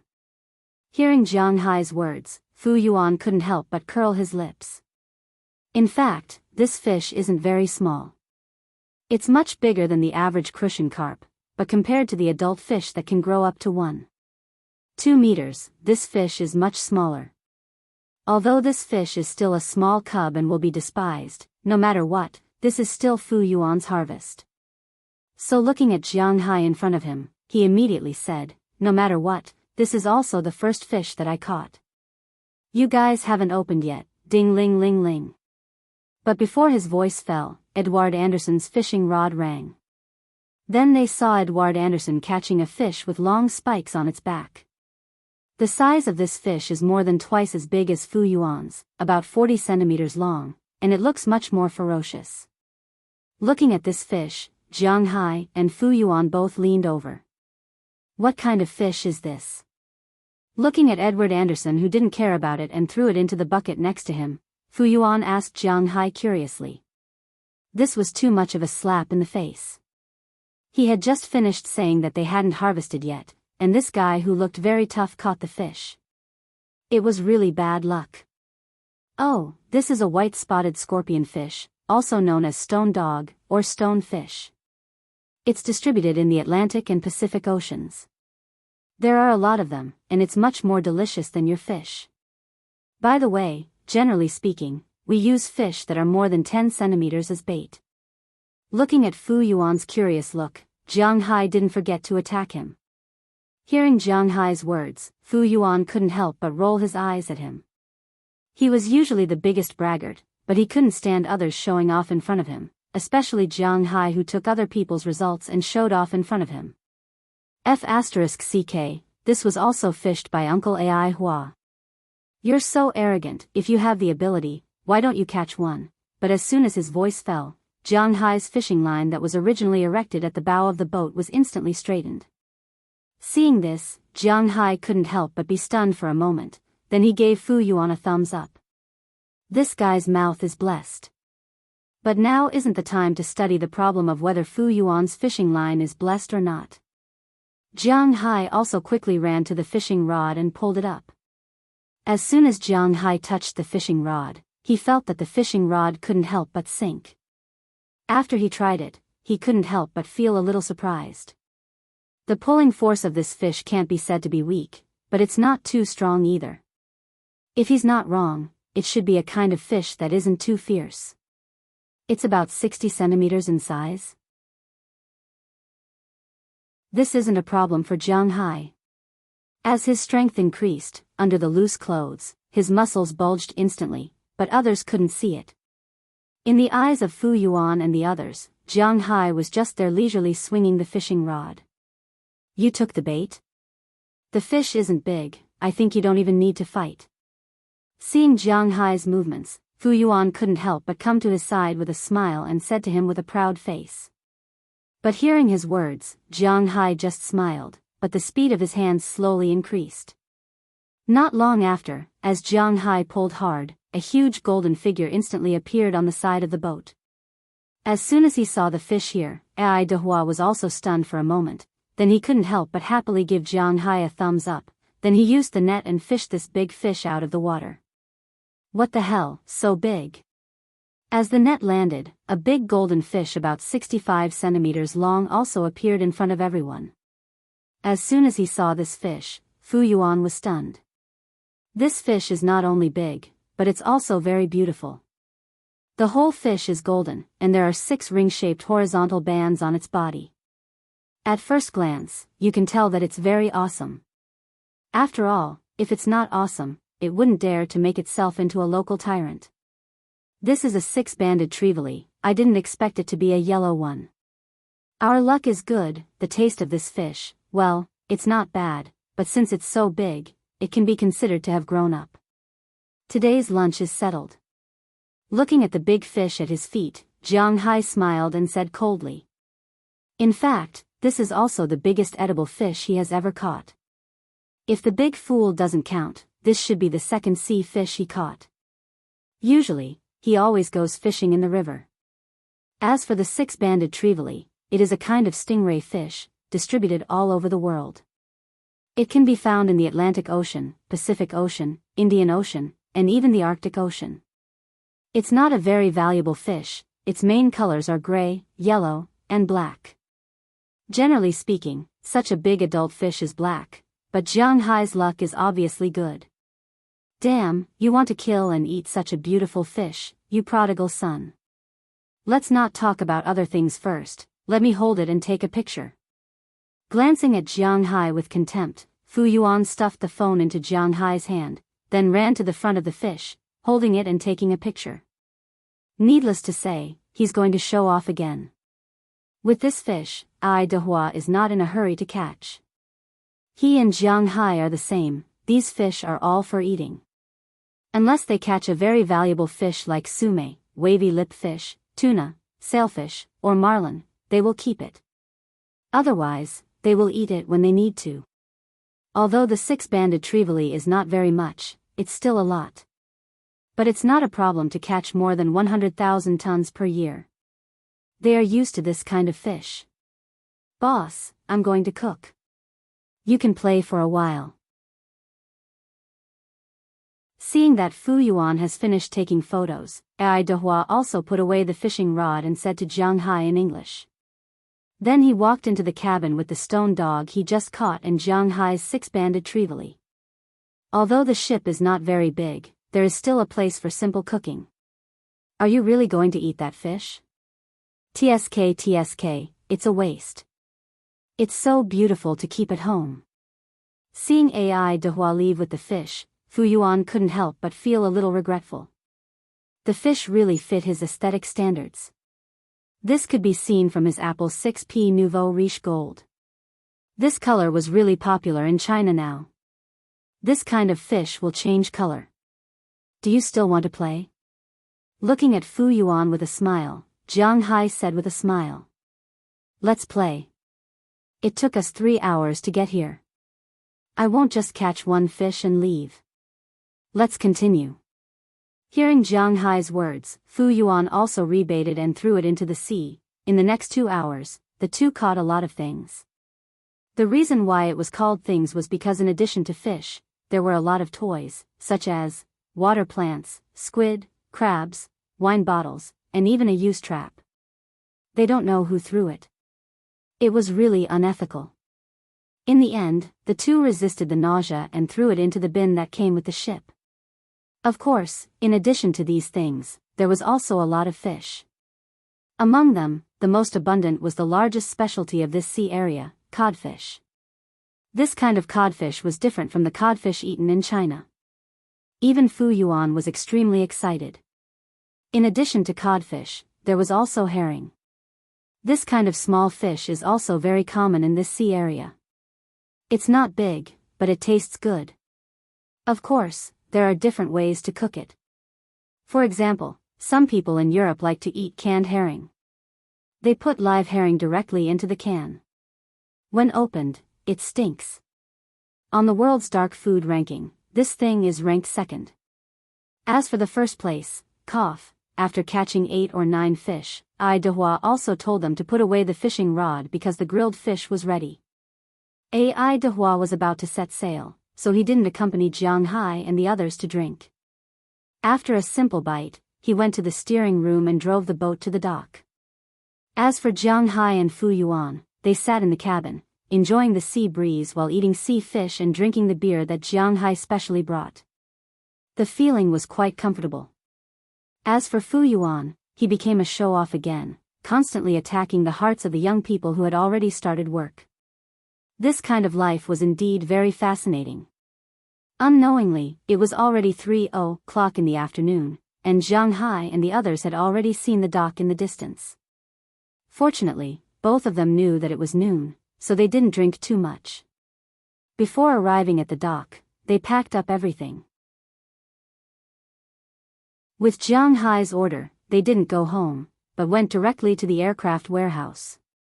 When they came back, Jiang Hai had already contacted Belle and Marin Rupert.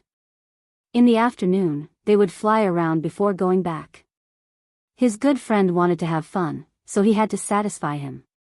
Soon, the group drove to the aircraft warehouse, where Marin Rupert and Belle Lester had been waiting for a long time. "How is this helicopter? Is it comfortable to fly?"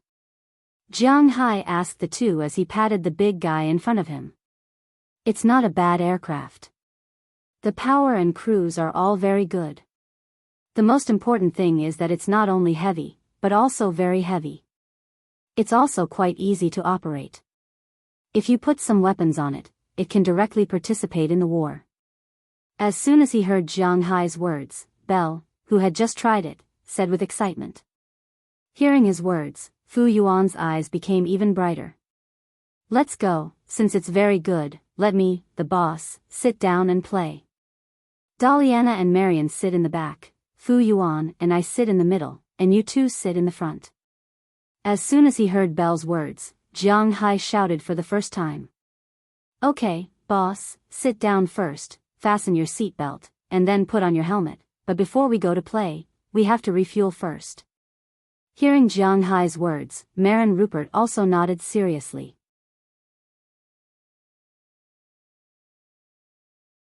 Chapter 206.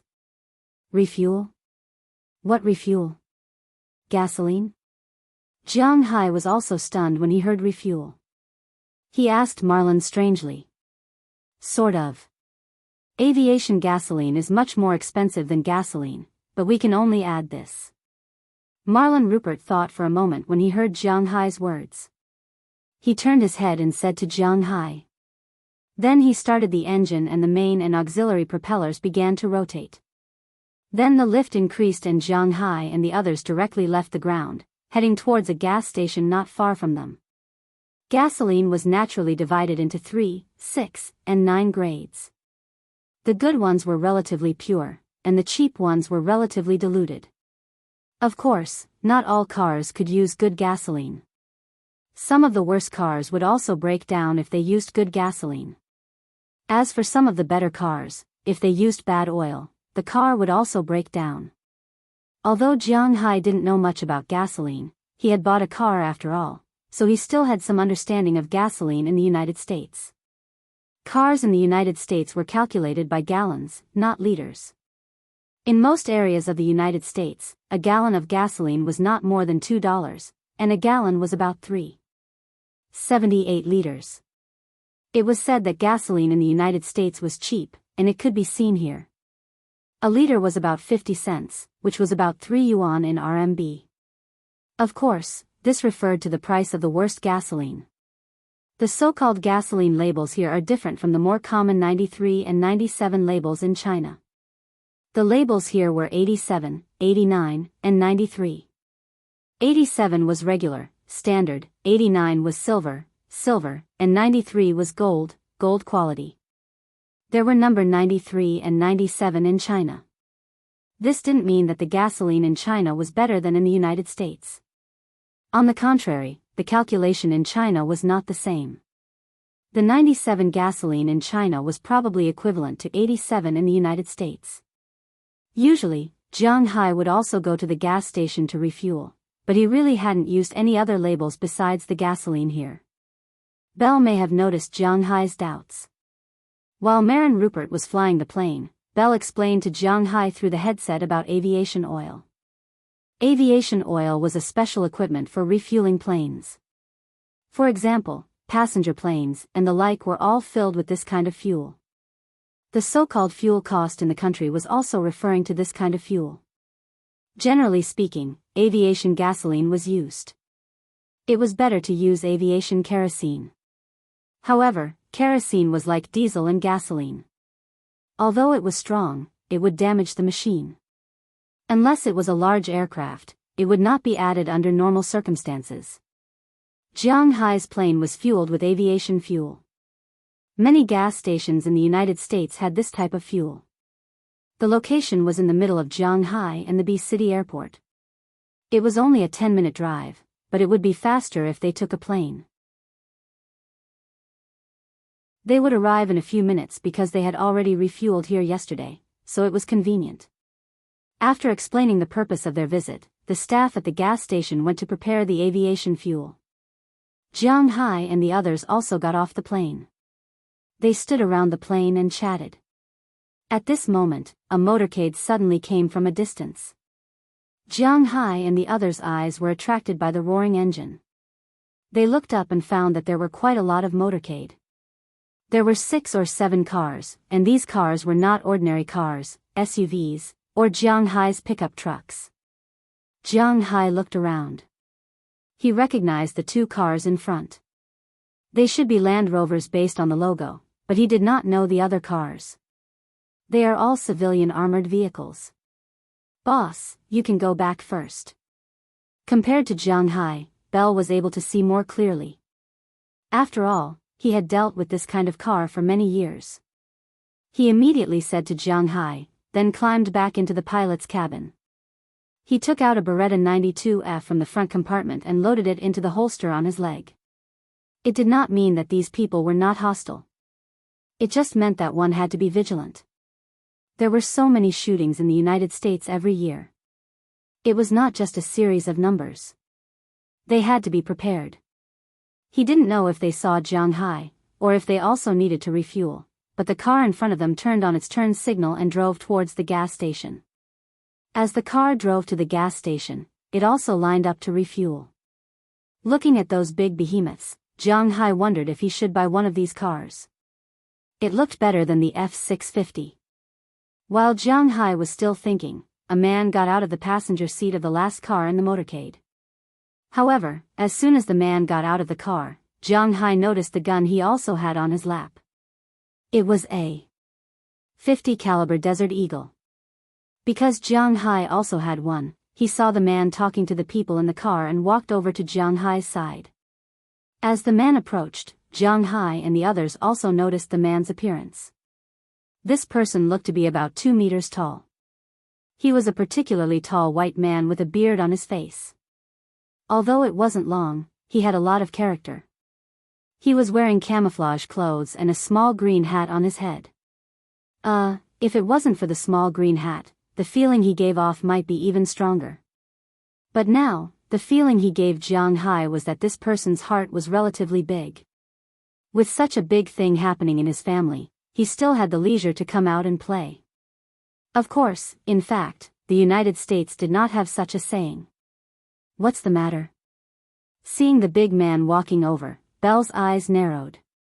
The recent events in the manor made him have to be careful, so when the man was about 10 meters away from them, he shouted. "Oh, it's like this.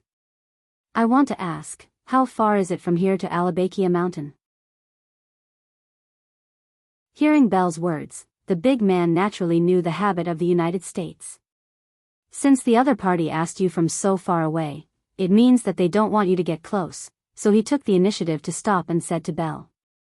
"You are in the wrong place. If you go further, you will reach Winthrop, but fortunately, it is not too late for you to turn around now. From here, it will take about 3 hours to drive west." Hearing the big man's words, Belle also said to him. "Oh, God, I knew I was in the wrong place, Paul, you bastard, you led me to the wrong place." Hearing Belle's words, the big man couldn't help but pat his forehead helplessly, then turned his head and shouted at the first car that had finished refueling. Hearing his words, the person in the driver's seat also jumped out. He was also a white man, about 40 years old, but compared to this big man, this person was much quieter. He was about 1.75 meters tall, had short blonde hair, white skin, and a clean-shaven face. He also wore a pair of glasses, and the clothes on his body were only a loose shirt. After hearing this man's words, the middle-aged man hurriedly ran over with a map. "Shut up, Will, I'm sorry, can you tell us where we are now?" Looking at the big man who was a little exasperated, the middle-aged man couldn't help but shout, then came to Belle's side with a smile and showed him the map. Belle saw this man early in the morning, and after finding that this man was not armed, he let him approach him. After receiving the map, Belle looked at it and pointed out their current location. "Oh, damn, it's so far off." Looking at the location on the map, the middle-aged man couldn't help but say helplessly. "God, we definitely can't get there tonight. Let's find a place to rest for the night and then talk about it tomorrow." Hearing Belle say that it takes 3 hours to get there, the big white man couldn't help but sigh helplessly. It's already past 3:00 in the afternoon, it will be past 6:00 when they get there. They still have to set up camp and put down tents in the dark environment. Thinking about it, they feel a little panicked. "Hey, buddy, where are you going?" Hearing the words of the big man, Jiang Hai walked to his side. After confirming that these people were not hostile, Jiang Hai also relaxed a lot. He always remembered that there were no mountains near Boston, but this guy clearly said that he was going to a mountain. Could it be that he heard it wrong? "We are going to the Alabakia Mountains to hunt there." Hearing Jiang Hai's words, Will said with a smile, and as he spoke, he patted the desert eagle on his lap. "Hunting?" As soon as he heard about hunting, Jiang Hai's eyes lit up again. It's not that he hasn't hunted before. Well, if he caught a turkey, then he has hunted before. Other than that, he really hasn't hunted before. Now when he heard Will's words, Jiang Hai's eyes also lit up instantly. Yeah, hunting can also be regarded as burning guns. We are all from the Firearms Enthusiasts Association and the Wilderness Survival Association.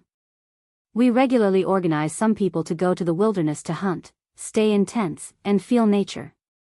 Seeing that Jiang Hai was very interested, Will here also explained to Jiang Hai. In Will's words, they organize such a wilderness survival every month or a month and a half. Of course, wilderness survival in the United States is not the same as backpackers in China because environmental protection is stronger, so many wilderness survival places in the United States are actually quite dangerous. In addition to people, wild animals are also a big problem. According to Will, once they went to Alaska, he even hunted a polar bear there. Of course, usually when they go into the mountains, they just hunt some rabbits, wild boars, deer, and so on, but even these small things are very interesting to Jiang Hai. After all, he has never even hunted these small things. Thinking of this, he couldn't help but look back at Fu Yuan. As a result, he found that Fu Yuan's eyes were even brighter. Although fishing, taking a helicopter, riding a horse, shooting fish, and so on are quite interesting. How can it be more fun than hunting?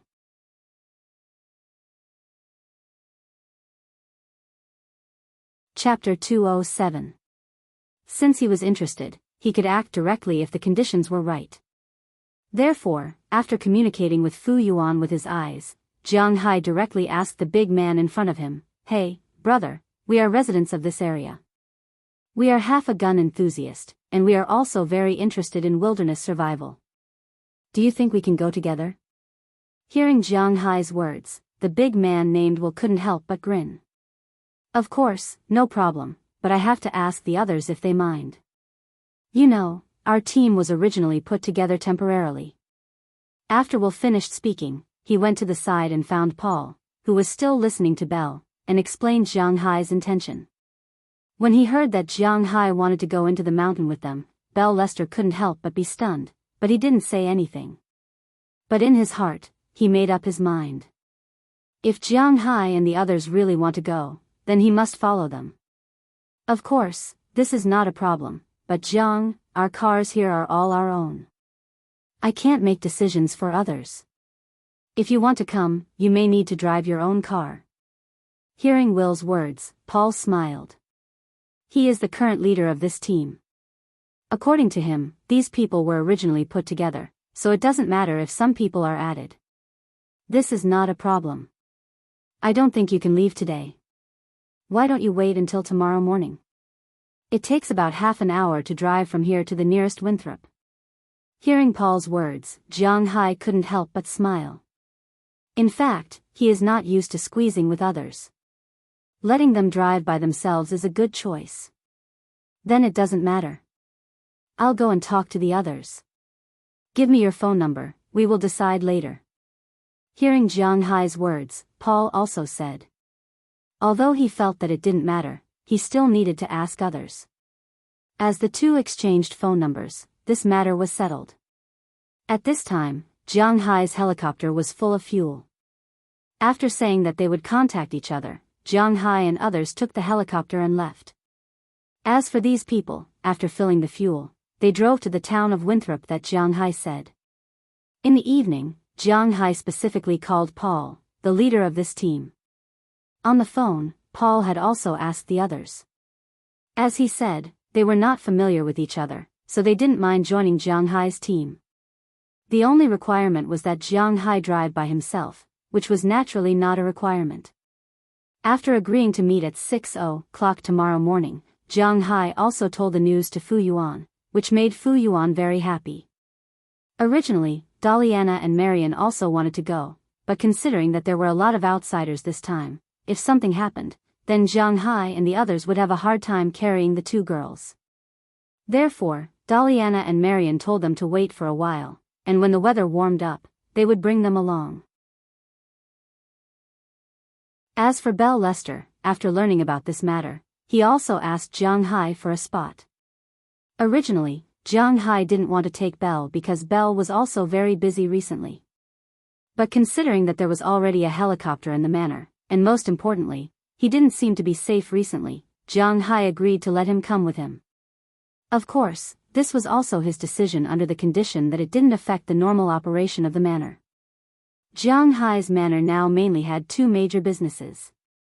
One was the ranch, which was also what Jiang Hai was most interested in. There were nearly 20,000 cows, each worth about $100,000, which added up to $2 billion. After deducting the tax and other expenses, he still had about $100,000 left. This was a huge sum of money, so he couldn't help but worry about it. The other business was fishing, but it was still in the stage of releasing fish food. After Jiang Hai came back, he had already called Iron Bull. They decided to start releasing fish seedlings one after another on March 11th. Because of this, the people on the ranch had been very busy recently, while the people on the farm were relatively idle. Whether it was the cowboys or the fishermen on Jiang Hai's side, their relationship was actually quite good. But if you were a cowboy doing the fisherman's work, the cowboy wouldn't do it, and the fisherman wouldn't do it either. So these days, apart from checking the growth rate of the seaweed and the growth rate of the bait in the area every day, the fishermen didn't have anything important to do. So more often, they would go to the manor to help with the planting of vegetables, but they couldn't get involved in the work of the cowboys. Naturally, Robbins wouldn't let them get involved. Even with the help of the cattle, dogs and horses, it wasn't easy to let 20,000 cows go out to graze every day. So in general, the cowboys were very busy. And most importantly, they had to send one person to patrol the perimeter of the manor every day to see if there were any broken fences. So, Belle Lester had no time at all. But fortunately, Jianghu had just bought a helicopter recently. With the help of the helicopter, not only could they patrol the sea, but they could also patrol the perimeter of the ranch. Belle Lester had seen Marin Rupert's skills with his own eyes. Although it wasn't like the skills he learned on the battlefield, Marin Rupert's skills were very good. It wouldn't be a problem for him to patrol the perimeter while driving the helicopter to patrol the sea. It would allow him to squeeze out a day to go with Jianghu. Regarding Belle's decision, whether it was Robbins or Ai de Hua in the manor, they all agreed with him. Although they didn't want to admit it, the most powerful person in the manor was actually Belle Lester. With such a super bodyguard by his side, Jianghu's safety would be guaranteed, especially since Jianghu himself wasn't weak. After everything was decided, Jianghu and the others also went to sleep. The next day, Fu Yuan woke up at 4:00 and began to wash up. He also deliberately woke Jianghu up. Although he wanted to scold him for being crazy and go back to sleep, it was obvious that Fu Yuan wouldn't let him go so easily. So in the end, after struggling for 5 minutes, Jianghu reluctantly got out of bed. Looking at the moon and stars outside, he couldn't help but raise his middle finger at Fu Yuan. After washing up, Jianghu also went to the kitchen to make breakfast. After leaving a note for Delina and Marion, Jianghu carried his August semi-automatic rifle, Biyao, and the .50 Desert Eagle and left the room together. When he came out, it was only 5:40, and Belle was already riding a small car over. "Hey, boss, I thought we would have to wait for you." Compared to Jianghu's rifle and pistol, Belle's equipment was basically the same, an Wuxia semi-automatic sniper rifle. The gun looked very beautiful, but unfortunately, Jianghu's gun license couldn't buy it. He also had a Beretta 92F, which was Belle's favorite gun. "We have an appointment, it's not good to be late. Let's go together." Looking at Belle, Jianghu smiled. Then the three of them got into an F-750 and drove out of the manor. They didn't wait for long at the manor's entrance before Paul called. After confirming the location, their motorcade appeared in front of Jianghu's manor in less than 3 minutes. "Hey, Paul, over here." Seeing the arrival of the motorcade, Jianghu also stuck his head out of the driver's seat and waved at the motorcade over there. Seeing Jianghu's behemoth, Paul couldn't help but walk out of the driver's seat and scratch his head. "Okay, everyone is here, let's go." After taking a look at Jianghu's car, Paul didn't say anything in the end. Instead, he waved at the people behind him, and everyone followed Jianghu's car to Alabama Mountain. As foreigners, they were obviously not as familiar with the terrain as Belle, so naturally, it was Jianghu who led the way in front. While the car was constantly moving on the highway, Belle was also telling Jianghu about the specific situation of the Alabama mountain. Speaking of the mountains in the United States, there were a lot of mountains, such as the famous Andes, Rocky Mountains, Blue Ridge Mountains, Taconic Mountains, Mount Everest, and so on. There were a lot of mountains in North America. However, there were only 2 famous mountains in the area, the Eastern Mountains and the Western Mountains. The Western Mountain Range was called the Cordillera, which was connected with the Rocky Mountains. It was 4,500 kilometers long, and was the longest in the United States. And the Eastern Mountain Range was the Appalachian Mountains, which was also the destination of Jianghu's team today. This mountain range was 3,200 kilometers long. Its starting point was Newfoundland and Labrador in neighboring Canada, and it went all the way south to central Alabama. It was a natural barrier in the eastern part of North America. Because of the colonization and development of the mainland, the most important and first 13 colonies established by the British colonists were in this mountain range.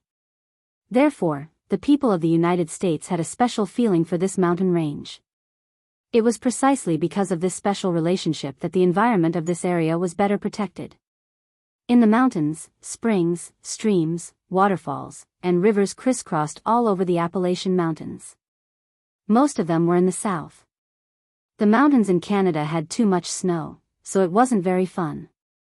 Compared to the mountains in Canada, the mountains in the United States were much more fun. It was also one of the favorite places for jungle adventure enthusiasts. There were a lot of fun things to do here.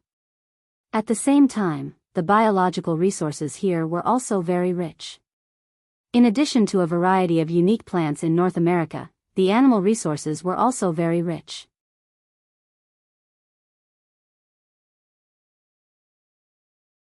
Chapter 208.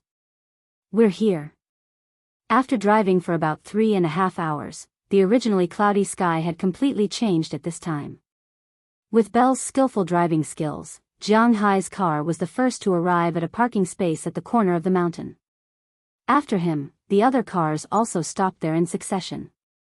As the cars were parked, these people also got out of the car to stretch their bodies. After all, they had been driving for so long and were very tired.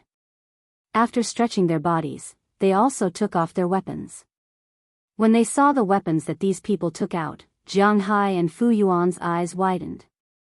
Including Jianghu's August, Switzerland's SIG, Germany's G3, France's FAMAs, of course, most of them were the national guns of the United States, the M16. In addition, there were many guns that Jianghu did not recognize. Of course, these guns were naturally the civilian version. Otherwise, they would have been caught for crossing provinces and regions. It could be said that Jianghu's eyes were blinded. Thinking of this, Fu Yuan immediately took out his mobile phone and began to take photos. Don't look at these people who are all big and tall, with beards or tattoos. But for Fu Yuan's request to take photos, they didn't refuse. Foreigners still like to show off. They will even match Fu Yuan's broken English and pose for him to take photos. Looking at Fu Yuan's shameful performance, Jianghu can't help but pat his forehead. Looking at Fu Yuan's embarrassing performance, Paul walked over with a smile and said to Jianghu, "Ha, your friends are really active. Jiang, check your guns, bullets, and equipment. We are going to enter the mountains soon." Yes, I know. In fact, there was no need for Jianghu to prepare. Belle, who was next to him, was almost ready. In fact, Paul just said one more sentence. He had already told the others. After everyone checked again, Paul gave the order and everyone lined up to enter the mountain. When they were leaving, Paul deliberately called Jianghu and Fu Yuan to his side. After all, they were newcomers. There were still many things that they needed to pay attention to. For example, they had to tighten their trousers. They absolutely could not let go, even if it was very hot. If you were bitten by an insect, don't slap the insect to death directly, because the insect's mouth could easily stick into your body and not be pulled out. This would cause infection and even threaten your life. You should know where you can go and where you can't go. Don't go near trees because there might be snakes and the like on the trees. Listening to Paul's words, Jianghu also expressed that he understood. He really did not think so much. But fortunately, Belle understood this. He also knew that his boss was a playboy. He would not go into the mountain often, so he only prepared these things, but did not explain them in detail. "Hey, Paul, you like to talk too much. Do you see this guy?" He didn't say anything because he was too lazy to talk to you. If I'm not wrong, that should be the team emblem of the Triangle State Army. Although the badge on it has now been removed, this also shows that this brother is from the Triangle State. Such a place is very exciting for us, but for him, it's his own backyard. Seeing Paul talking non-stop, Will, who was the first big guy to ask yesterday, couldn't help but say smugly. If Jianghu had not heard Paul say that this guy was actually a network engineer of an IT company, looking at him now carrying an M16A2 on his shoulder, he really looked more like a bandit than an engineer. Speaking of which, Will was also a soldier before, but it was many years ago, but he always remembered the Triangle State Army emblem. Oh, I'm not teaching Jianghu. Hearing Will's words, Paul could not help but smile a little awkwardly. It's okay, I really don't know about this. I only learned from Paul that there are so many things to pay attention to when going into the mountain. Seeing Paul's awkwardness, Jianghu immediately said. That's right, Jianghu. No, this should be the safest time. The snow on the mountain has almost melted, so it won't cause an avalanche. The temperature is still relatively low, most of the poisonous insects have not hatched, most of the poisonous snakes are also in a state of hibernation, and the bears have not woken up yet. Looking at the snow on the side of the road, Will slowly said to Jianghu. It's just that the animals now are too thin. At this moment, a big guy walking in front of Jianghu turned his head and said to Jianghu with a smile. It was just the beginning of spring, and the animals had been hiding for the whole winter. Naturally, most of the animals were hungry to the point that they were only skin and bones. You're not going to eat it, what's the use of saying that? Hearing this big guy's words, Paul retorted.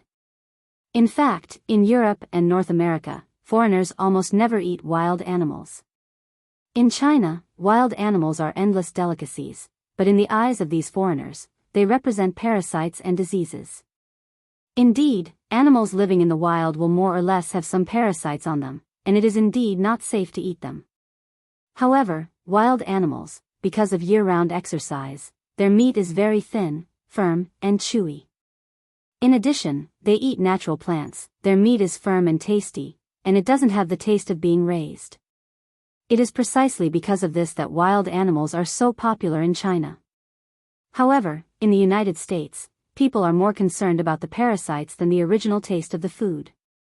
For example, if you see wolves, bears, mountain lions, and American lions, don't kill them, we will shoot to scare them away.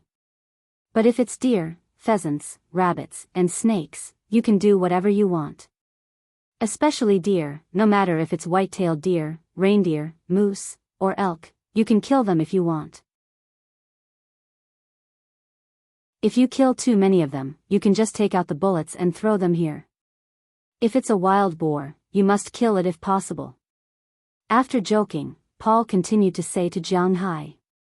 Hearing his words, Jianghu couldn't help but be stunned. What is this situation? Is there such a saying that you must kill it? Although the United States is not as sparsely populated as Canada or Australia, most of the residents still live in towns and cities. In some suburban places, especially some pastures, deer and wild boars will seize the local resources. Because in the mountains and forests, top predators such as American lions, wolves, and mountain lions have almost become extinct. Only creatures such as coyotes and foxes are left. These guys can deal with rabbits and pheasants. They can't deal with deer and wild boars, so deer and wild boars, these two animals that can reproduce very quickly, are a lot in the mountains and will cause damage to the food chain. We do this with the special permission of the Environmental Protection Organization. Seeing the confusion in Jianghu's eyes, Paul also explained with a smile. As soon as he heard Paul's words, Jianghu's eyes were full of desire. He is originally a foodie who likes to eat wild animals. Now that he is told that he can eat and kill wild animals as he wants, what is there to be polite about? Right now, he was already trying to figure out how many things he could carry. This was a natural treasure trove. By the way, brother, if you go out to play in the future, it's best not to drive your pickup truck. It's better to get an off-road SUV than your car. No matter how good a pickup truck is, it is still a pickup truck. At the end of his words, Will deliberately turned his head and whispered to Jianghu. At first, when he heard his words, Jianghu didn't understand what was going on. He felt that his car was quite good. But then Bell's words made him understand. Westerners are sometimes very careless, but sometimes they are very particular, such as in the area of cars. What car should be used for what purpose? No matter how broken your car is, you must drive a sedan, otherwise, it is disrespectful to others. When going out for an outing, you must drive an MPV. Of course, if there are few people, you can drive a city SUV or a sedan. For a place like this, even if the SUV is bad, you must drive an SUV. Otherwise, it is easy to be disrespectful. In the United States, no matter how good a pickup truck is, it is still a pickup truck. It can only be used in the manner. It can be used as a means of transportation on the street, but it can't be used to participate in activities. In fact, there may be some confusion in saying this. It is like in China, if you spend 5 million to buy a tractor, you have to get a yellow card when you go out. This has nothing to do with the price. This is also why Paul was stunned when he saw Jiang Hai's car. Hearing Paul's words, Jiang Hai couldn't help but nod. It seems that he was really careless in the past. Thinking about it, he only picked up Fu Yuan, and Fu Yuan naturally didn't say so much, but he still has to be more careful in the future. Look, after Fu Yuan leaves, I should sell the gold coins. At that time, I can buy 2 cars, a sedan, an SUV, and an MPV. It will be more convenient to go out in the future. With this thought in mind, Jiang Hai and the others walked into the forest for more than an hour unknowingly. As the crowd walked through the outermost periphery of the forest and entered the mountain range, the first wild animals that came out were flocks of birds. However, no one touched these birds. Firstly, the people in the United States were not willing to eat birds. Chicken meat is another matter. These birds are not enough for them to clean up. Secondly, birds don't cause much damage to the environment, so they don't need to fight them. Looking at these birds, Jiang Hai also wanted to eat them. In fact, the Chinese have a tradition of eating birds for many years. For example, when Jiang Hai was young, his father often went to the forest near his house with some friends and used a net to catch birds. In the morning, they could catch dozens or even hundreds of birds. When they came back, they would use boiling water to remove the feathers, squeeze out the internal organs, and fry them. The taste was still very good. However, since the sparrow became a beneficial bird, Jiang Hai didn't seem to eat it anymore. It seems that the future is uncertain.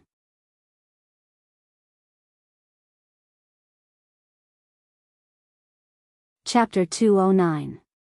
Just as Jiang Hai was thinking that there were really a lot of birds here and that it would probably taste good if he caught some back and fried them, the team, which was originally quite fast, suddenly slowed down. Just as Jiang Hai was puzzled, Paul, who was beside him, gestured to him. While lowering his body, he whispered to him, "There's a situation ahead. Follow us. Try not to make any noise. Don't talk for now." Hearing Paul's words, Jiang Hai and Fu Yuan looked at each other. Then, the two of them quietly followed the group. After passing through a forest, the forest, which was originally filled with trees in Jiang Hai's eyes, suddenly opened up. A very long mountain stream appeared in front of Jiang Hai. The snow and the early spring flowed down the stream. Although the stream was not very wide, with the widest part being only about 1 or 2 meters wide, the current was very rapid. After all, the snow on this mountain melted very quickly after being baked by the sun. The water was constantly flowing, and in the stream, some fish would jump out of the water from time to time. Compared to the major rivers that had been occupied by Asian carp, most of the fish in this mountain stream were natives of North America. Jiang Hai could not recognize many of the fish, unlike the river next to Winthrop, which was basically filled with market fish. However, at this time, he was not in the mood to look at the fish. His gaze followed everyone's gaze and looked at the opposite side of the stream. At this time, on the opposite side of the stream, a small group of deer was drinking water leisurely. When some of the deer were drinking water, there would always be some deer standing there, looking around vigilantly. Although the deer in the United States were usually not hunted, it was different from the nearby Canada. There were really too few people in Canada. In some small towns, there were only a few dozen people in a small town. Under such circumstances, there was really no need to hunt these deer. Therefore, the deer in Canada were very happy. Basically, they would not be hunted by others, so Canadian deer were not afraid of people. On the other hand, the United States had a population of 300 million. Usually, there would always be some gun enthusiasts who would go into the mountains to hunt. Therefore, although there were a lot of deer here, they were much more vigilant than the deer in Canada. "It's a deer, do you want to kill one? Looking at the herd of deer in front of him, Jiang Hai's eyes suddenly lit up. He gently nudged Paul with the tip of his elbow and said excitedly. Speaking of which, his gun has never shot this kind of creature before. Looking at the deer in front of him, Paul thought for a moment and rejected Jiang Hai's proposal. Forget it. These deer are too young. The oldest is only about 2 years old. They haven't grown up yet. It's too wasteful to kill them for meat. What else can a deer do if it doesn't eat meat? Hearing Paul's words, Jiang Hai was stunned and asked with some puzzlement. Antlers. Hearing Jiang Hai's words, Paul had already informed everyone not to kill this batch of deer. Since they didn't need to do anything, these people naturally didn't hide anymore and stood up directly. As soon as the deer on the other side saw the people on this side stand up, they suddenly exploded and fled in all directions. Obviously, they knew that these people were not to be trifled with. As for Paul, he explained. Antlers?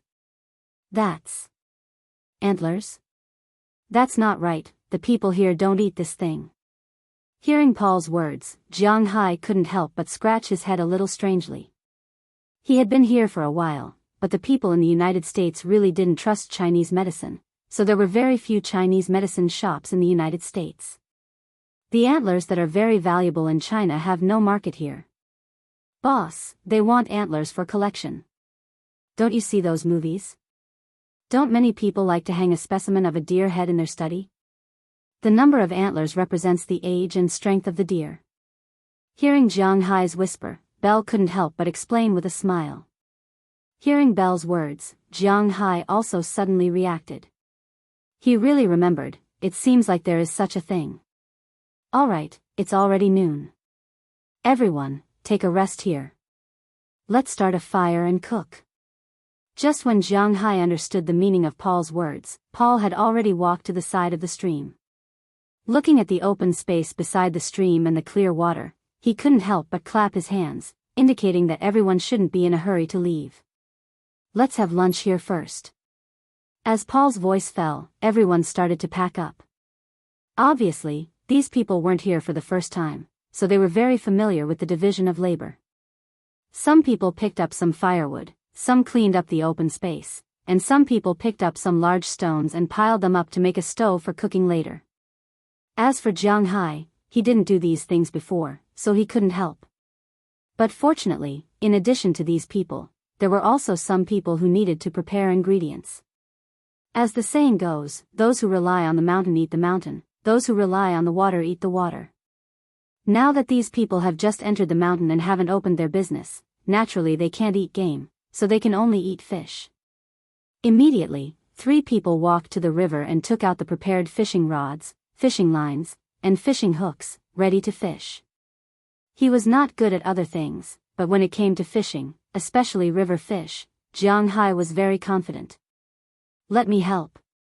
He put down his backpack and walked to the person who walked in front of them. This person also spoke a few words with Jiang Hai, so he was somewhat familiar with him. Except for him, Will, and Paul, Jiang Hai didn't speak to anyone else. What? You know how to fish? Looking at Jiang Hai, this person obviously didn't believe that Jiang Hai, who looked very thin and weak. Of course, I'm a little fishing expert from where I come from. Just give me a fishing line and a few hooks. Hearing this person's words, Jiang Hai couldn't help but smile and say. Hearing Jiang Hai's words, this person couldn't help but laugh. A fishing line and a few fish feces are not a problem, so he immediately gave Jiang Hai a roll of fishing line and a set of new hooks.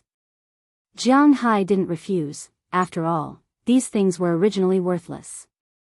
For the people who came here to play, these things might not be worth a few bullets. Waving his hand, Jiang Hai led Fu Yuan and Belle upstream for a while. During this time, he has been observing the situation of the stream, and not long after, he chose a place. The water in this place is very calm, and the water is different from other places, it's a little muddy. There is a saying, when the water is too clear, there will be no fish. Although this saying is not very accurate, it is not without reason. At least when the water is too clear, there won't be any big fish. Of course, the sea is different. Secondly, in places where the water is more turbulent, it is not easy for fish to take the bait. This is inevitable. Jianghu has fished for a winter, so he is very familiar with the habits of freshwater fish. After putting the hook on the fishing line, Jianghu tested it. Although there is no fishing rod and it is not easy to throw, the stream is very narrow. For Jianghu, it doesn't matter if there is no fishing rod or if he floats. After studying the location, Jianghu casually took out a piece of beef from his bag. He was afraid that he would be hungry at noon, so he specially brought it over. After cutting the beef into many pieces, he threw it into the water area he chose. Then, the beef spun and fell into the water. It turns out that the special grade A snowflake beef is not only eaten by people, but also by fish. As the beef entered the water, a few bubbles emerged from the water. Seeing this, Jianghu couldn't help but laugh. Then, he threw some more beef into the water, but this time, in addition to the beef, he also threw the hook with the beef. As the hook entered the water, in less than 10 seconds, Jianghu saw a sudden flash of red light in the muddy water. Then, he couldn't help but tighten the fishing line in his hand. If it were an ordinary person without some strength, this tightening of the line might have broken their hand, but who is Jianghu? His strength, which had reached the limits of a human being, was instantly pulled out of the water. A big silver fish about 40 centimeters long with a hooked mouth was pulled out of the water. Wow, so fast. Seeing that Jianghu had caught something so quickly, the three people who were standing in the distance and watching the fun couldn't help but be shocked. The person who had lent Jianghu the fishing line ran over to see Jianghu's catch. This is a sockeye salmon, a very good fish. I didn't expect you to be able to catch it with this thing. You are good. Looking at the big fish that was still struggling in the snow, the people here couldn't help but be stunned. They patted Jianghu excitedly. Sockeye salmon, also known as lake sockeye salmon or lake trout, was a very common freshwater fish along the coasts of America and Europe. It could be found as far north as the Arctic region and as far south as the tropics. It could grow up to 70 centimeters long and weigh up to 4 kilograms. It entered the sea in June and July every year and was considered a migratory fish. When it reached adulthood, it would return to its birth point to spawn. Before it reached adulthood, it would stay in freshwater waters. This sockeye salmon was obviously not a fully grown fish, which was why it had been caught by Jianghu. However, even if it hadn't reached adulthood, that didn't mean that Jianghu would let it go. It was already so big that it could be eaten. Ha ha. Lucky, lucky. Jianghu laughed when he heard the other party's words. As for Fu Yuan, he ran over to take photos again. He felt that his choice to come to Jianghu's place was really the wisest thing to do.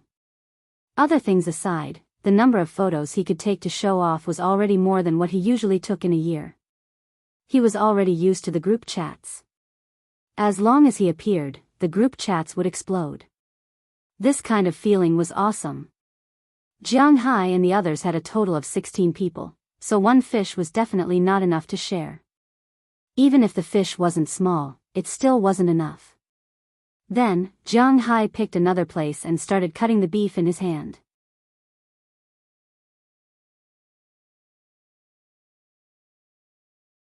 Chapter 210. Jianghu had nothing to say about using a pound of beef that was worth $400 a pound to fish, except that it was a waste of money. He was willing to do it, and no one could stop him. Besides, Belle and Fu Yuan, who knew Jianghu's background, wouldn't stop Jianghu, because Jianghu didn't have a lot of other things, but he did have a lot of beef. Just like before, Jianghu looked around and found a quiet body of water. Then, according to the method just now, he threw some ground beef into the water. The second time he fished, he pulled hard and caught a big fish. Well, to be exact, it should be a small fish. Although this fish was about half a meter long, it had just entered the mature stage. This fish was called a striped wolf bass, which was a kind of perch, but it was considered a more ferocious kind. It could grow up to 2 meters long and weighed between 4, 5 and 9 kilograms. Jianghai's striped wolf base was only half a meter long and about 2 kilograms. Naturally, it was the small one. Jianghai then continued to fish. North American white bass, walleye, brown trout. In less than half an hour, Jianghai had already caught 6 or 7 fish, and all of them were big fish. Jianghai wasn't interested in ordinary aquatic fish that generally ate insects or aquatic plants, so the fish he caught were all big ones. When he brought these fish back to the camp was about to explode. Paul and the others didn't expect Jianghai to be such a good fisherman. His ability to catch fish was actually so good. At that moment, the feeling of estrangement between Jianghai and the others disappeared.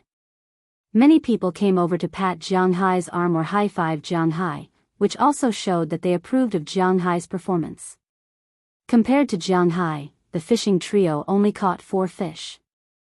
It had to be said that the results were still a lot worse. However, with these fish and the food that they originally brought, they were able to escape. Then, Jianghai and the others went to clean up the fish and came back to make a pot of fish soup. The remaining fish were sliced a few times, salted and roasted. Speaking of which, the Americans were really strange. They almost didn't eat wild animals because they were afraid of being infected by parasites. However, 95% of the fish they ate were wild and they weren't afraid of being infected. Like Jianghai's fish, they were very happy to eat them. As long as they didn't spit out bones, they were very willing to eat freshwater fish. The meal ended in a lively environment. After everyone rested for a while, they set off again at 1:00 in the afternoon. After putting out the fire and packing up, everyone walked into the forest again. There were really a lot of springs in this mountain range. After leaving the small stream, in less than half an hour, another mountain spring appeared in front of them. However, compared to the small stream before, this mountain spring was much bigger. The widest part was about 5 meters wide. It could already be described as a small stream. Water was the source of life. This was inevitable no matter where it was. People could go 7 days without eating, but if they didn't drink water for 3 days, they would die. Naturally, it was the same for animals. At the small stream just now, there were animals drinking water, let alone this big stream. Paul didn't need to remind them of this. When they got close to the water source, Jianghai and Fu Yuan lowered their voices. Even Fu Yuan couldn't help but put down his phone that had been constantly taking photos since they entered the mountain. As everyone gradually walked to the river, Jianghai also pushed aside a bush and looked over. With his eyesight, he could only see that at this time, there were many animals drinking water on both sides of the river. In addition to the white-tailed deer they saw at the beginning, there were many other deer, and even the elk he saw in the park before. In addition to this deer, there were many other creatures, such as the legendary crispy noodle snacks and raccoons. However, the raccoons in the real world were not as beautiful as the packaging bag. It turned out that the creature on the packaging bag was actually a red panda. Compared to the red panda, the raccoon was an out-and-out thief and villain. It stole things, broke into human settlements, hurt people, and so on. A series of things were inextricably linked to them. There was even news that it would hurt human babies. The reason why the two creatures were mistaken was mainly because whether it was the red panda or the raccoon, they had the habit of washing their food by the water before eating. It seemed that they belonged to the category of being healthier after washing. In addition to the raccoon, Jianghai also saw many foxes in the distance. Because the large carnivorous animals in North America were almost extinct, the position of the fox in the forest was a bit awkward at the moment. According to the estimation of the researchers, the largest carnivore in this forest was the bear. However, the bear was too stupid and too big of a target. Moreover, because it was omnivorous, it was not good at ambushing. Although it was not slow, in fact, most animals could run faster than it. At the same time, in the face of fish that was easier to catch, fruits that were easier to obtain, and honey, catching deer to eat was obviously not suitable. Therefore, in the diet of the bear, catching animals obviously did not make up for the loss. In addition to bears, because of the disappearance of mountain lions, North American lions, and North American gray wolves, the top predators of this generation have disappeared. The most powerful carnivorous animals are the fox and the coyote is called a wolf, but in fact, it is not much bigger than the Wuxia dog. For deer, wild boar, and so on, the fox and the coyote are just food. They can't outrun them, and they can't beat them. If you chase them, they will give you face and run 2 steps to get rid of you. If you don't give them face, they will turn around and kick you. Because of this, the position of the fox is really awkward. Just like now, the deer occupy the best area to drink water, and the fox, as a carnivore, is hiding far away to drink water. The scene is really not harmonious. Not bad this time, Jiang, which one do you like? Looking at the herd of deer in front of him, Paul licked his lips. This time, it wasn't just one herd of deer, but many herds. They had just seen 3 herds of white-tailed deer, 2 herds of reindeer, 2 herds of moose, and 1 herd of elk. Perhaps it was because Jianghu had helped them solve the biggest food problem at noon, so Paul asked him first. Hearing Paul's words, Jianghu also observed the herd of deer in front of him. At a glance, he took a fancy to a moose. It is not because the antlers are big enough, but because the deer is fat enough. Compared to taking some antlers back to decorate, Jianghu is more looking forward to tasting the deer. He hasn't eaten venison yet. I want that one. Looking at Jianghu's finger, Paul can't help but be a little surprised. He originally thought that Jianghu would choose the deer king of the white-tailed deer, or the biggest one among the elk, but he didn't expect him to choose a moose. Okay. Generally speaking, people in North America didn't know how to hunt moose, because this kind of moose itself was very ugly, and its antlers were even uglier. If you said it was a deer, it would be better to say it was a horse. It looked like a horse with horns, very ugly.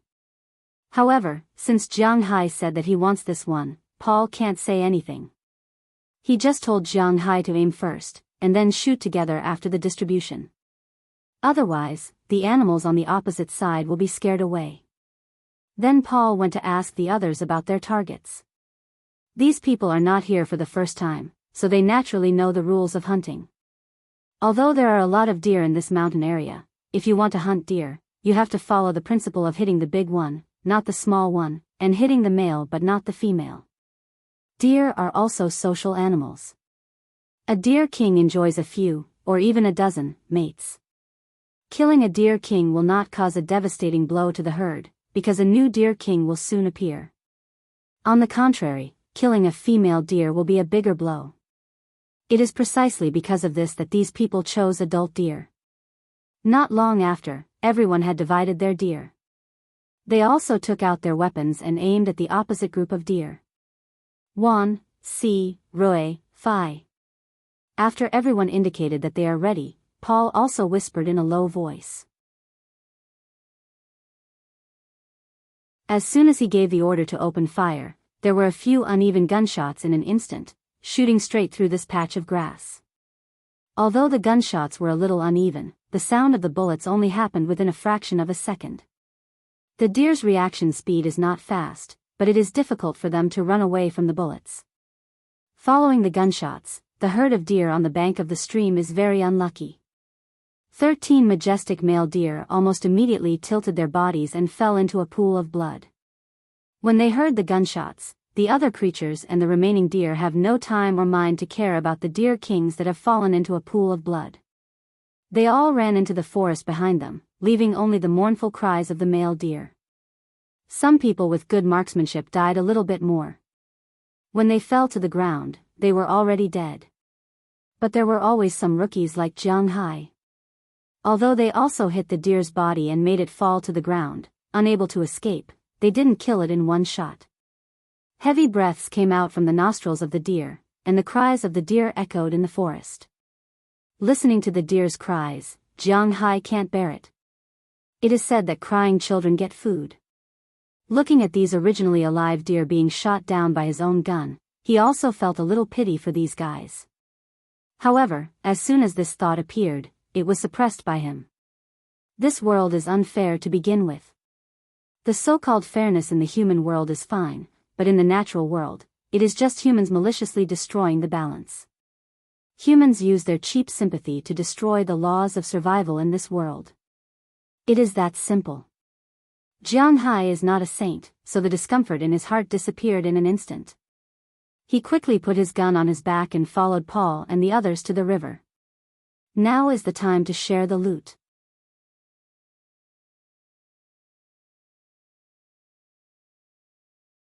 Chapter 2:11. Ha ha ha, my luck is really good, the harvest is quite good. Looking at the big deer lying on the riverbank, Will immediately yelled, and the blood flowing out of these deer dyed the river red. After smelling the blood, the fish in the river couldn't help but come out and greedily suck the blood. What should I do now? Seeing that the deer he hunted was not completely dead, Jianghu couldn't help but scratch his head.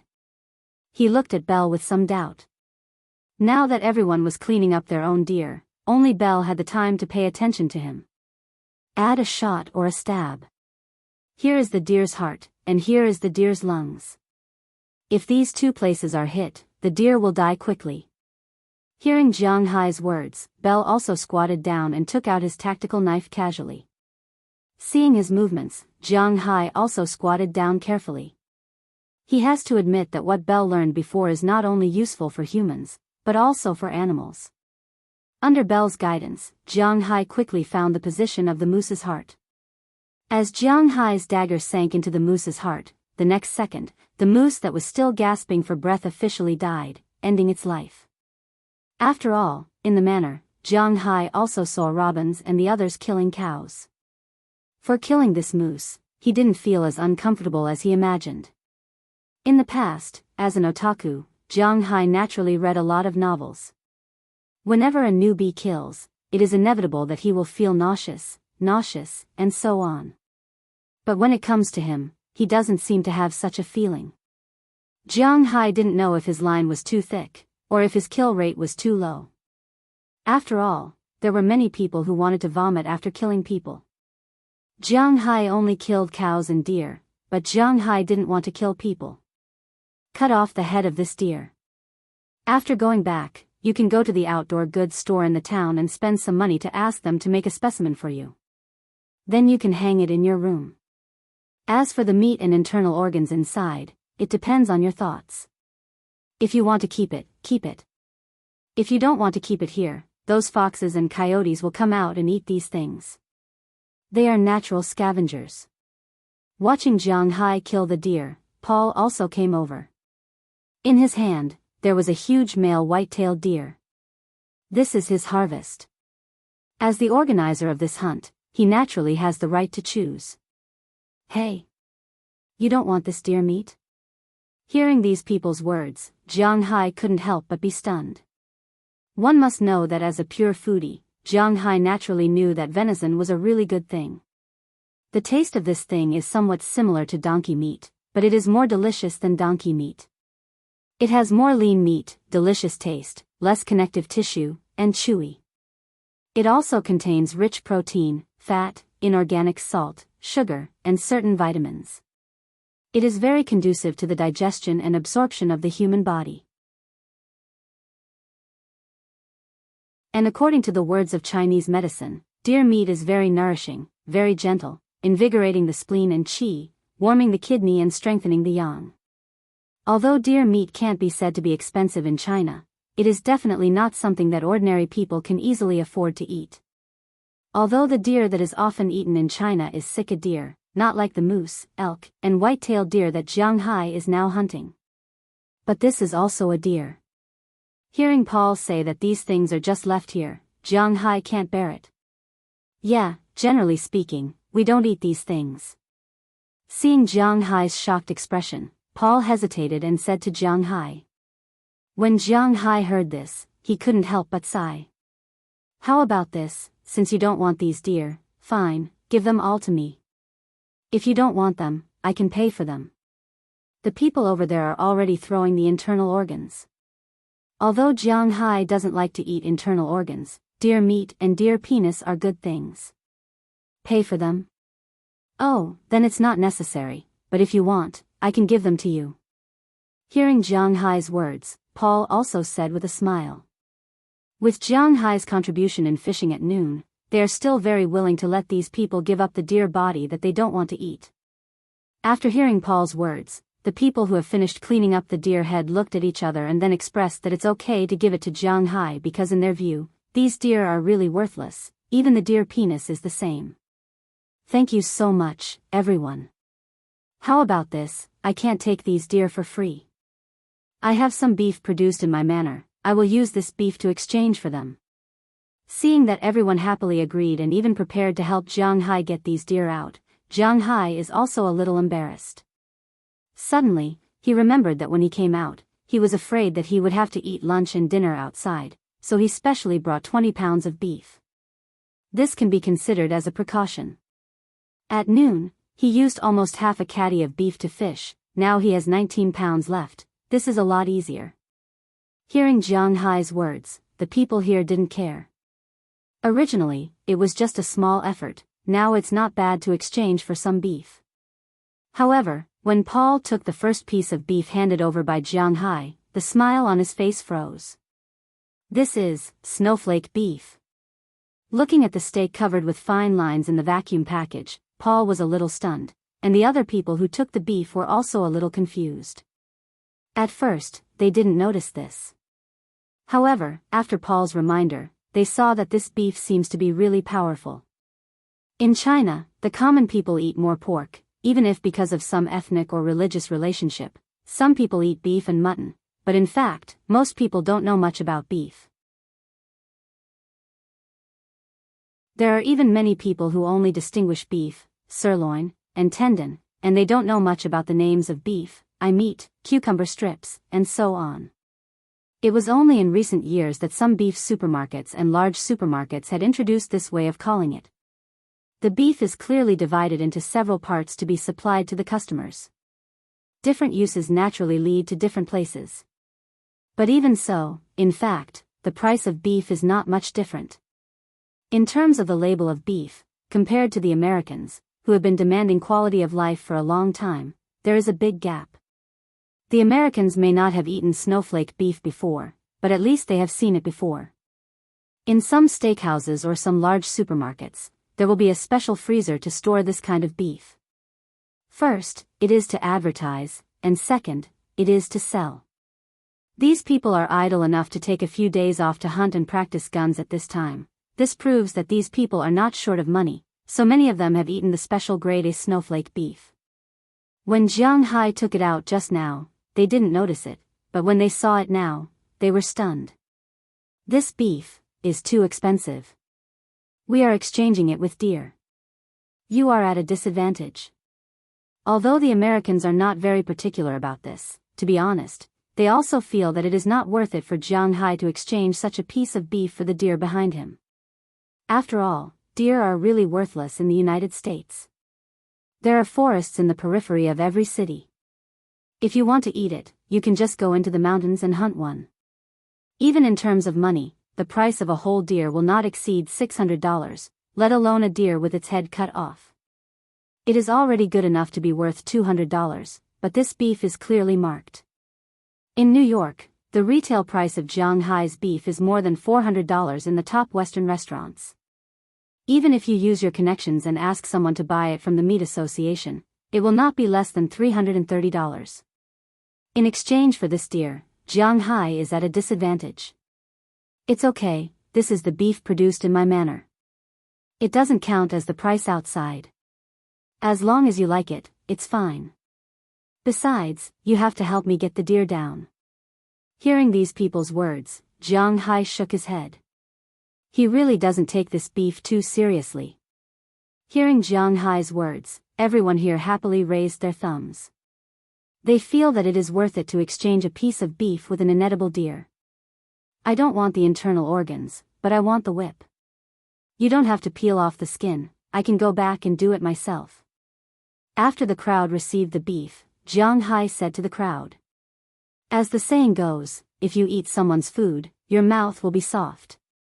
These people ate Jiang Hai's food at noon, and now they took Jiang Hai's food. Naturally, they didn't care about Jiang Hai's small request.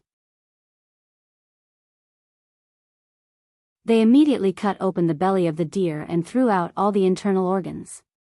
As for the deer meat and the whip that Jiang Hai specifically asked for, they deliberately kept them. As for the internal organs, they directly threw them here or into the stream. They didn't have to worry about destroying the water quality because there were a lot of fish in the stream. These things were the best delicacies for them. After everything was almost cleaned up, the dozen or so headless deer piled up there was really a bit scary. Well, it's almost time for us to go. While they were cleaning up the deer, the sun was gradually setting. These people didn't plan to spend the night in the mountains, so Paul looked at the sky and clapped his hands, indicating that everyone was ready to leave. Although these people drove for 3 days to get here and only played in the mountains for 1 day, they all felt that they had a lot of fun. The most important thing was that they had achieved their purpose of coming here. They had shot guns and hunted deer. What could be happier than this? So everyone packed up in 2s and 3s. They pulled the deer that they wanted to help Jiang Hai bring down the mountain and prepared to return. However, at this time, a rustling sound passed into everyone's ears. Jiang Hai and the others looked up and found that not far from the stream, a huge wild boar had appeared upstream. Its long fangs and fierce eyes swept over Jiang Hai and the others. The originally not warm weather seemed to have dropped a few degrees when the wild boar swept its gaze over Jiang Hai and the others.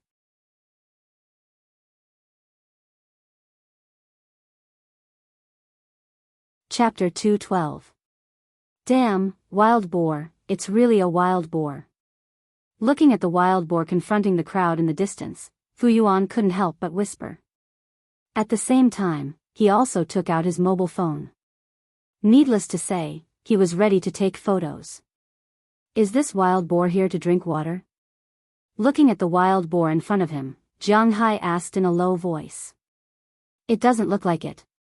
It may be attracted by the bloody smell of these internal organs. It is estimated that there are many animals staring at these internal organs nearby at this time, but these animals don't dare to come out. After all, there are so many of us and we all have guns. Only this idiot dares to come out.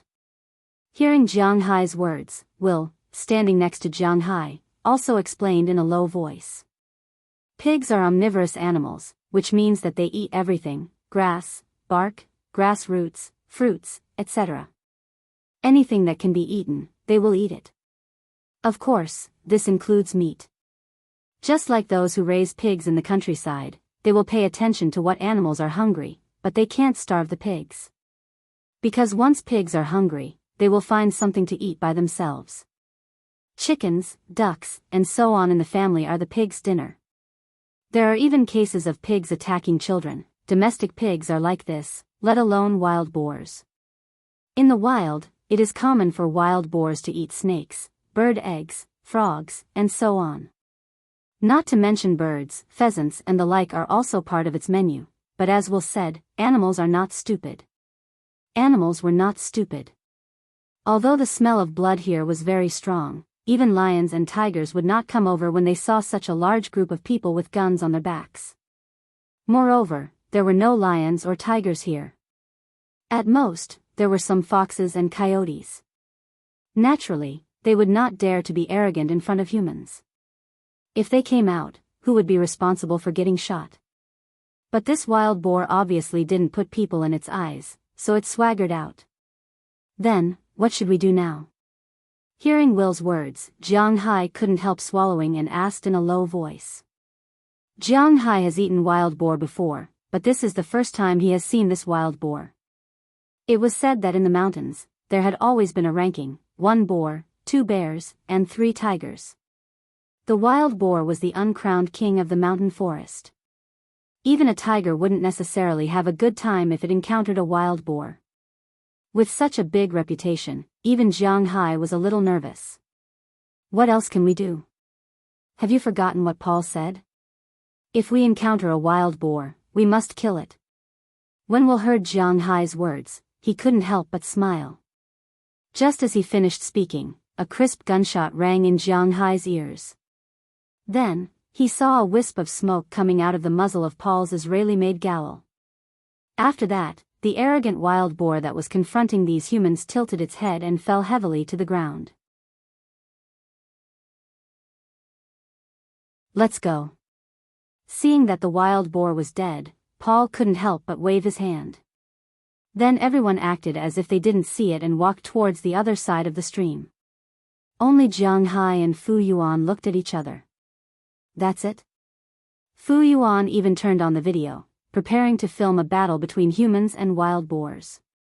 Unexpectedly, it was over just like that. Cough, don't you want this wild boar?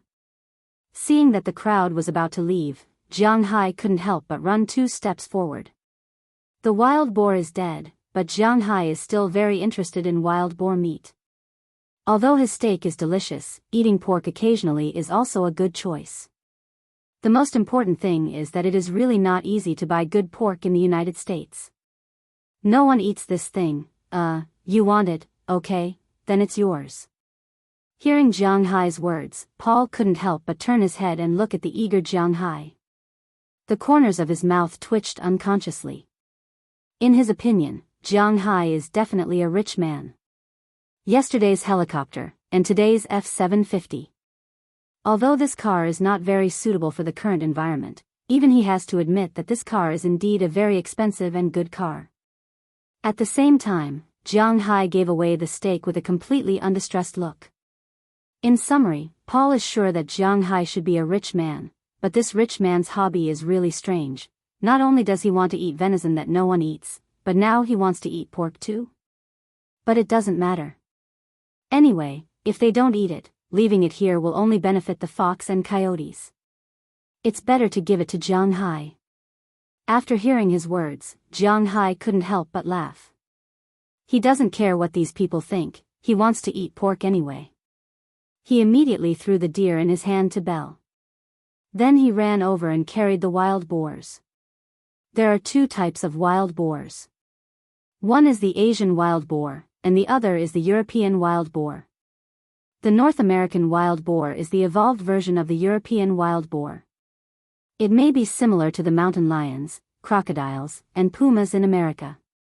Compared to their distant relatives on other continents, they are 1 size smaller. This wild boar is the same. Its size is about 2/3 of the wild boar that Jianghu saw in Bing City Zoo. Including its nose, it is about 1 meter long. The weight was about 240 pounds, more than 100 kilograms, but not much more. Because of the mud on his body, 200 pounds of weight was not too heavy for the current Jianghu. So he dragged one of his hind legs and ran over to catch up with the rest of the group. After crossing 2 rivers, other people's deer got heavier and heavier, but Jianghu's wild boar was a lot lighter. Because of the rapid river, the mud on the wild boar's body was washed away. The water was much lighter than the mud. When everyone left the forest and returned to the mountain corner, it was already 5:00 in the afternoon. Everyone has completed their purpose of coming here, so the others were ready to leave Jianghu. Although these people came from different places, they all lived in the nearby states. So now they are going back to New York to stay for the night and then go home tomorrow. From here to New York, it is only about an hour and a half's drive. It is closer than Jianghu's home. And Jianghu has no intention of going with them. After all, it is still dangerous for him to be outside at night. Therefore, everyone helped to throw the deer into the back of Jianghu's pickup truck, and then they all took their leave. Jianghu, along with Biyao and Fu Yuan, drove his car and sped towards his manor. It took more than 3 hours to get there. First, it was because Belle had never been here before. It was a bit strange. Second, it was because he was following the team. It was not good to drive too fast. When he came back, he didn't need to worry so much. Along the way, Jianghu would also speed for a while on some roads without surveillance, which also made him rush back faster. At 7:30 in the evening, after just 2 hours, Jianghu and others returned to the manor. Seeing that their vehicles were fully loaded, the cowboys who had driven the cows back to the cowshed and the fishermen who had returned to their residences walked out. Looking at the headless deer and the big wild boar, they were a little stunned. "Boss, why did you bring these things back?" Watching Jianghu get out of the car, Robbins, who was standing by the car, couldn't help but ask. "Eat. Do you want to eat? If you want to eat, you can take a leg back." Hearing Robin's words, Jianghu also said excitedly. But when they heard Jianghu's words, Robbins and others subconsciously waved their hands. They really didn't like to eat this thing. We'll pass. Let's help the boss carry the things in." Looking at these people who didn't know how to enjoy it, Jianghu shrugged. "It's good that they don't want to eat. He can save it." Under the command of Robbins and Ai Dehua, there were really too many men in Jianghu's manor. It didn't take long for them to carry the deer and the wild boar into Jianghu's freezer. But before entering the freezer, the necessary treatment still needed to be done. The internal organs of the deer had been emptied. Now they only needed to skin it, then take off the whip, and finally hang it up. As for the wild boar, it was a little troublesome. They had to bleed, remove the internal organs, and peel the skin. When everything was done, it was already past 9 o'clock in the evening. Jianghu and the other two casually took a bite and went to rest. Maybe it was because they had too much fun yesterday. Jianghu also slept in. When he and Fu Yuan got up, it was already past 10 o'clock in the morning. Today, they were going to be a little more gentle, so the two of them took Daliana and Marian to Winthrop to complete Fu Yuan's second purpose of coming here this time, shopping. Among a pile of makeup and clothes, the four of them ate Boston's local food in the Italian restaurant that Jianghu often went to in the town and returned home in the evening. Unknowingly, this was already the fourth day that Fu Yuan stayed with Jianghu. On the fifth day, they went to Jianghu's pasture to ride a horse. It was also the first time that Jianghu rode Little Xia. Little Xia's performance was still very good. When it walked, it was faster than an ordinary horse trotting. And when it ran, it was indeed a bit difficult to accept. A horse could run like 10,000 horses galloping. Can you understand what this means?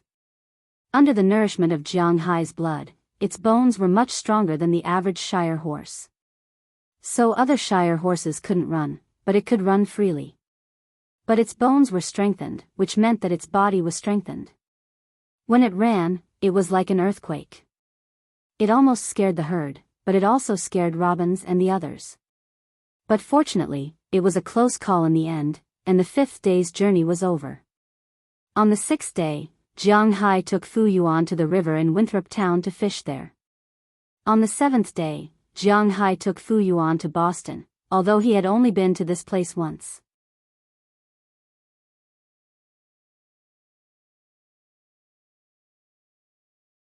Chapter 213.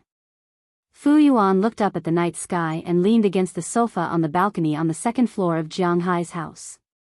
He held a beer in his hand and looked at the automatic barbecue machine spinning on the bonfire in front of him. He listened to the sizzling sound of the oil flowing down from the deer's thigh and smelled the smell that made his saliva secretion accelerate. Fu Yuan couldn't help but let out a long sigh. Phew, time really flies. Unknowingly, I've been here for a week. Tell me the truth, do you find me annoying? Oh, I'm really happy that you're here to play with me for a few more days. Hearing Fu Yuan's words, Jianghu casually took out a dagger from the side, cut off a piece of meat from the spinning deer meat and stuffed it into his mouth. Hey, kid, you really don't know how lucky you are. I feel that this week of mine is the fastest week of my life. I haven't had enough fun yet. Really haven't had enough fun. It's like when I was in school and the summer vacation was about to end. Fu Yuan shook his head and sighed again. Fu Yuan only took a total of 10 days of leave. Including a week, that was 12 days. In addition, he prepared for a day when he came. 1 day from Bingqing to the capital, 1 day from the capital to the US, and 1 day from the capital to the US. There were still 9 days left. Unknowingly, he had already played here for 7 days. Tomorrow was the 8th day. He had already booked a flight at noon. He was going to fly back to the capital from New York and then fly back to Bingqing from the capital so that he could rush to work the next Monday. Yeah, I'm used to my current life. If you want me to go back to my previous 9-to-5 life, I'm really not used to it. The fast-paced life seems to be getting farther and farther away from me. Jianghu took a sip of the beer in his glass and leaned against another sofa. He looked at the bright moonlight above his head and the stars beside the moonlight. This was his favorite thing to look at. Sigh, let's not talk about this anymore. I'm asking for a beating by discussing this with you. When I think about the life I'm going to live after I go back and compare it with your life, I'm reminded of what it means to compare people to die and goods to be thrown away. This is it. Casually stomping his foot, Fu Yuan couldn't help but sit up straight and said with a displeased expression. By the way, you can be considered a rich man now. Let's not talk about how much cash you have. Isn't your property here? You're not short. Although you're not as handsome as me, you're not ugly. Why are you still single? I won't make fun of your 2 daughters and that 8 soft little sister. Looking at Jianghu, Fu Yuan asked with a curious face. From his point of view, Jianghu could be considered to be rich now. In the country, he had a family worth tens of millions. Yet, he dared to go back and forth with luxury cars, villas, and beautiful women. How could Jianghu, a person with a net worth of billions, RMB, not be as good as these little rich kids? He was carefree and had a good quality of life, but how could he not have women? After staying here for so many days, Fu Yuan naturally saw Aphrodite, Dana, and the others. When Fu Yuan saw these beauties for the first time, he felt that his legs couldn't move. After these days of recuperation, these skinny girls who walked out of the police station seemed to have been reborn. They had healthy skin, delicate faces, and thin figures. After doing some farm work recently, they showed a special kind of healthy beauty. Especially because these girls had a special mentality towards Jianghu, they would always show some of their sexiness in front of Jianghu. Of course, to others, they were very indifferent. After all, their previous experience made it difficult for them to easily open their hearts and let others in. At this time, in the eyes of Aphrodite and the others, the only man who could walk into their hearts was Jianghu. Not only could he walk in, but he could also walk around. For this reason, Fu Yuan often used this to tease Jianghu. But after Jianghu talked about these girls' past, Fu Yuan would not joke about this. After all, it was not appropriate to joke about this. Rolling his eyes at Fu Yuan and ignoring the latter half of his sentence, Jianghu continued to say slowly, I am a married man, you know nothing. When he said this, Qi Li's face seemed to appear in front of him. Didn't you get a divorce? Hearing Jianghu say this, Fu Yuan couldn't help but ask with some surprise. We didn't get a divorce. The agreement was not signed by Qi Li, so now I am still married. If I want to go to court to sue her for divorce, I can directly divorce, but I want to give her half of it. I will accept half of it. I must get a divorce, but thinking about Delina and Marion, I have a headache. I can't get myself into the police station for a divorce. Rubbing his hair, Jianghu said somewhat speechlessly. It sounds very troublesome, but why do you have to get a divorce? Did Qi Li put that on you? Seeing Jianghu's frown, Fu Yuan couldn't help but ask curiously. Directly giving Fu Yuan a middle finger, Jianghu couldn't help but say sternly, F***ck off. In fact, it was a mistake for me to be with Qi Li. Slowly drinking a mouthful of wine, Jianghu let out a long breath, because at this time, he didn't know how to face the feelings between him and Qi Li. Speaking of which, Qi Li didn't owe him anything. When he needed money the most, Qi Li gave him 400,000 yuan, and the only purpose of his existence was to be Qi Li's shield. As the saying goes, take money to solve problems for others. Speaking of which, I was a toad that wanted to eat swan meat. Qi Li's family had already made it clear from the beginning.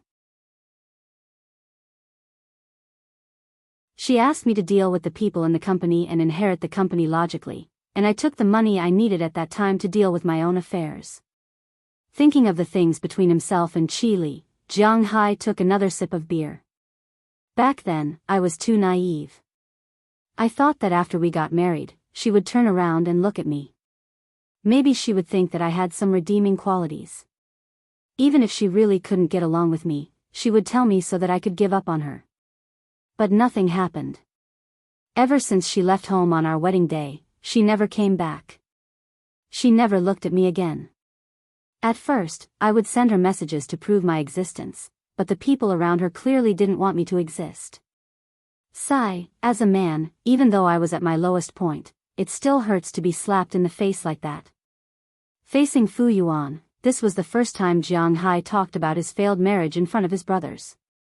Indeed, after listening to Jianghu's words, Fu Yuan didn't know what to say. It was said that even an upright official couldn't solve a family dispute. This was indeed the case. From Qi Li's point of view, Qi Li didn't do anything wrong. She didn't have any feelings for Jianghu. She only asked him to deal with the people in the company. She didn't need to have anything to do with him. It was understandable that the two of them didn't know each other. It was normal for the people around her to despise him. Who asked him to take a woman's money? And from Jianghu's point of view, Jianghu didn't do anything wrong. He had already returned the 400,000 yuan. Anyway, he had helped this woman get the inheritance rights of the company. At this time, he didn't expect this woman to look back at him. He just wanted to leave and start a new life because he didn't want to be tied to this woman anymore. Originally, this matter wasn't too difficult to say since they didn't have any feelings for each other. If Qi Li felt that there was something she didn't need Jianghu to do, Jianghu would try his best to cooperate. Just like a few days ago, when he went home to see his mother-in-law, Jianghu really didn't want to say anything, but Jianghu still went. However, Qi Li was like this. She didn't say anything, and she didn't ask Jianghu to do anything. She just didn't sign. This was what made Jianghu the most angry. He felt that he was being played because he was very sure that Qi Li didn't sign because she liked him. There was only one possibility: Qi Li was playing with him. This was the reason why he exploded that night. But as for whether Qi Li thought so, Jianghu didn't know, and he didn't want to know, because it was enough for him to think so. You guys are so annoying. Hearing Jianghu's words, Fu Yuan scratched his head with a headache. Then in this situation, what should we do? Looking at Jianghu's more annoyed look, Fu Yuan couldn't help but ask him. According to my lawyer, even if I have to give up half of my family property in divorce, in order to not go to jail, I have to find a person who agrees to marry me. Drinking a mouthful of beer, thinking of this solution, Jianghu couldn't help but feel helpless. With your current condition, you can find a random person on the street and they will be willing to marry you. What are you worried about? When he heard Jianghu's words, Fu Yuan's eyes couldn't help but glare. Jianghu's words are wrong. Isn't it easy for him to get married? I've already had an inexplicable marriage. Getting married again, is it because I'm sick, or did you not take your medicine? Hearing Fu Yuan's words, Jianghu couldn't help but look at him with contempt. Such a marriage once was enough. Ugh, hee, that's true. Then you can only do as you see fit. Forget it, let's change the topic. You are too serious. By the way, where is the beef you said you would bring me? How is your preparation? When he heard Fu Yuan change the topic again, Jianghu also sat up straight. How else can it be? There is a lot in the cold storage downstairs. Take whatever you like. Take as much as you can. I have no problem with it. What the hell, you want me to take it back? Don't you know that it is cold? How can I pass the security check? This has nothing to do with me. I can't give you a box of beef, ha ha ha ha.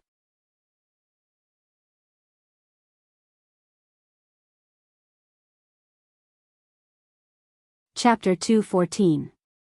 Sigh, I'm not used to it being so cold all of a sudden.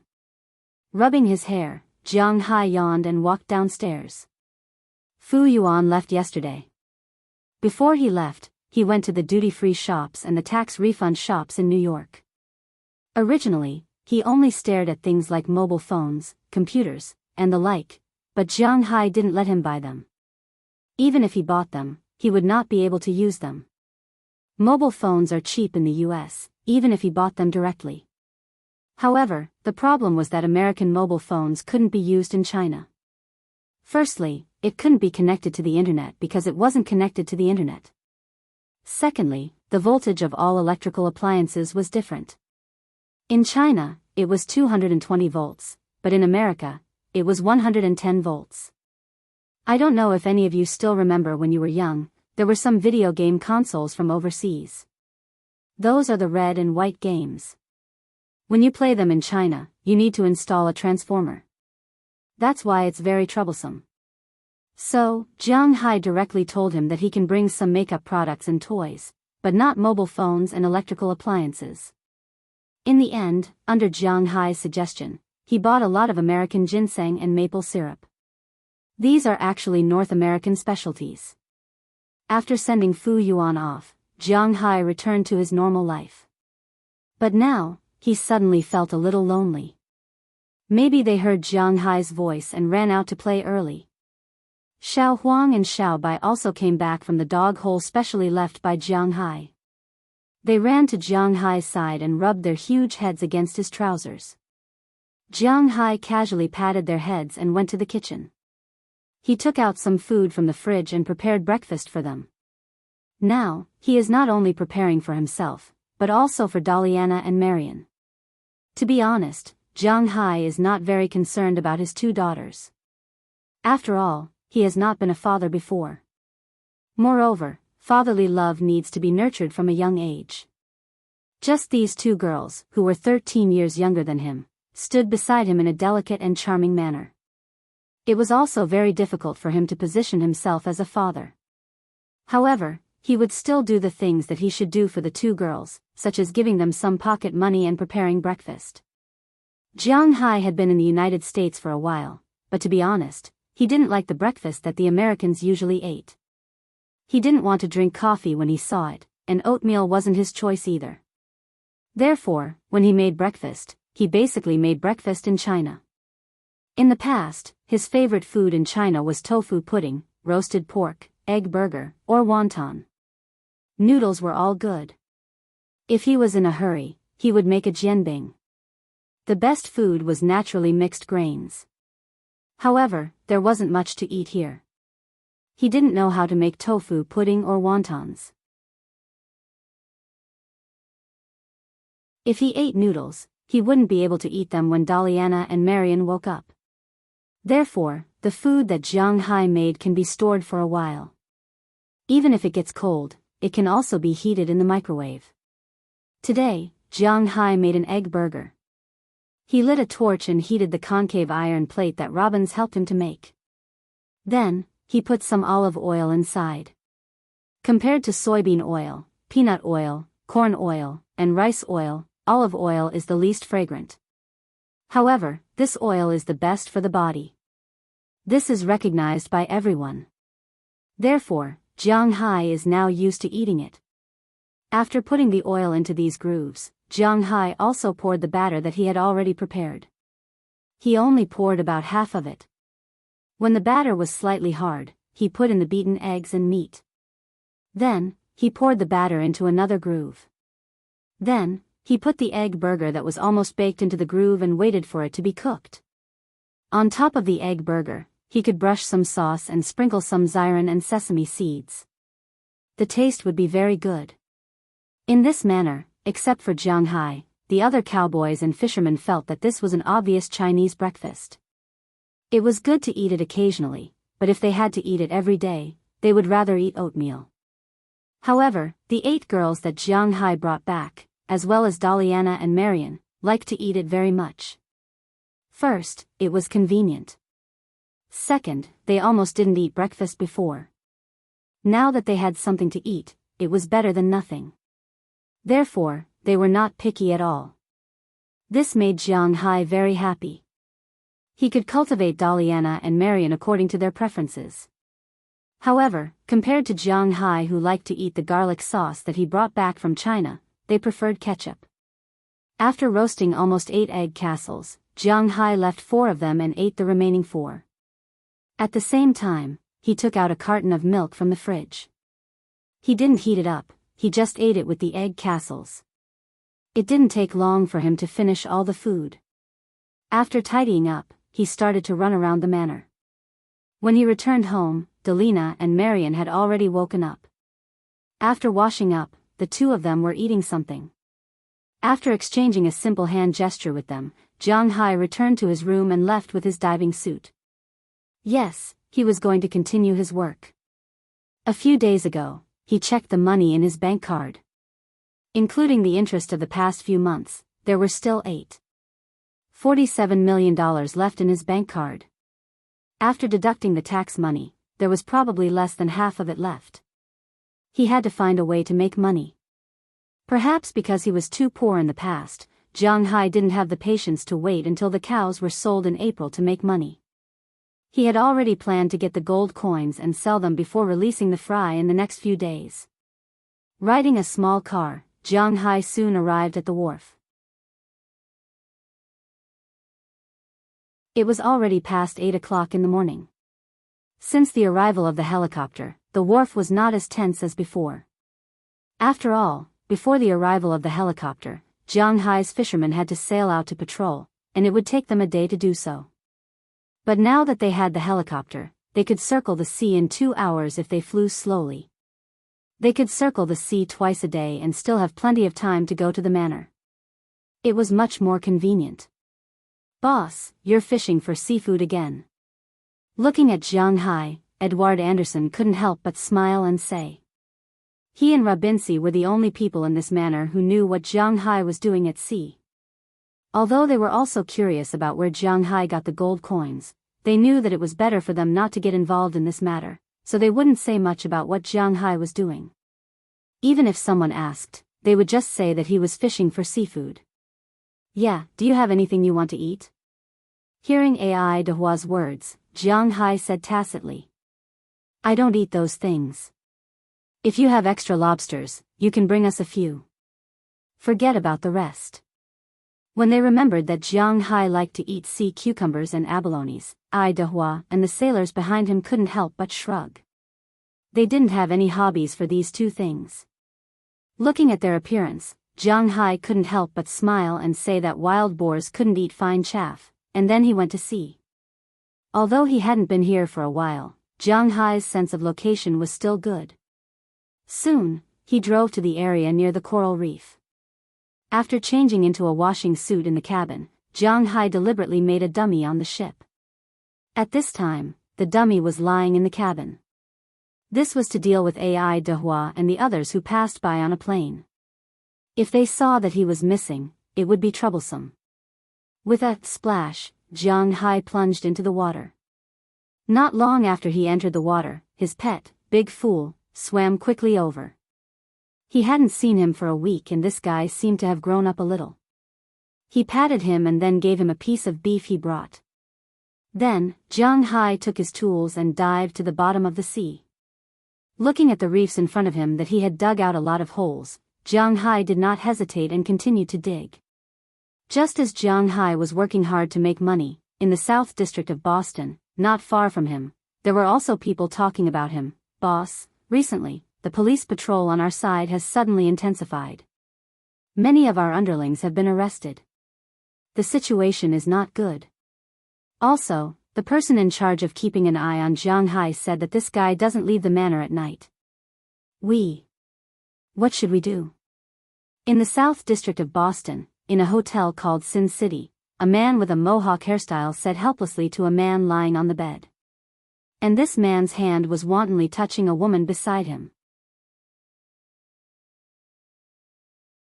This woman's body was red and her eyes were filled with tears, but she didn't dare to resist at all. Her trembling body and clenching teeth showed her unwillingness in her heart, but more than that, she was terrified. But this man didn't seem to see it, and even seemed to enjoy this feeling. It seems that this Wuxia is a bit interesting. I didn't expect that not only the Winthrop police would work so hard for him, but even Boston was affected. It seems that I underestimated him. The man touched his chin and muttered softly. As he exerted force with his right hand, the woman in his arms couldn't help but let out a soft moan. However, she immediately shut her mouth and didn't dare to make another sound. Then, he looked at the underling beside him and said coldly, "Pass down my order. It's better for us to behave ourselves for now. Ignore that Jianghu for now." Hearing this, the underling next to him could not help but breathe a sigh of relief. "Yes, boss. But aren't you going to avenge your brother?" "Avenge? TSK, I don't care if that guy dies or not. What I care more about is this dollar. Someone paid for his life, and I just did what I was told. Now, it looks like I'll have to raise the price."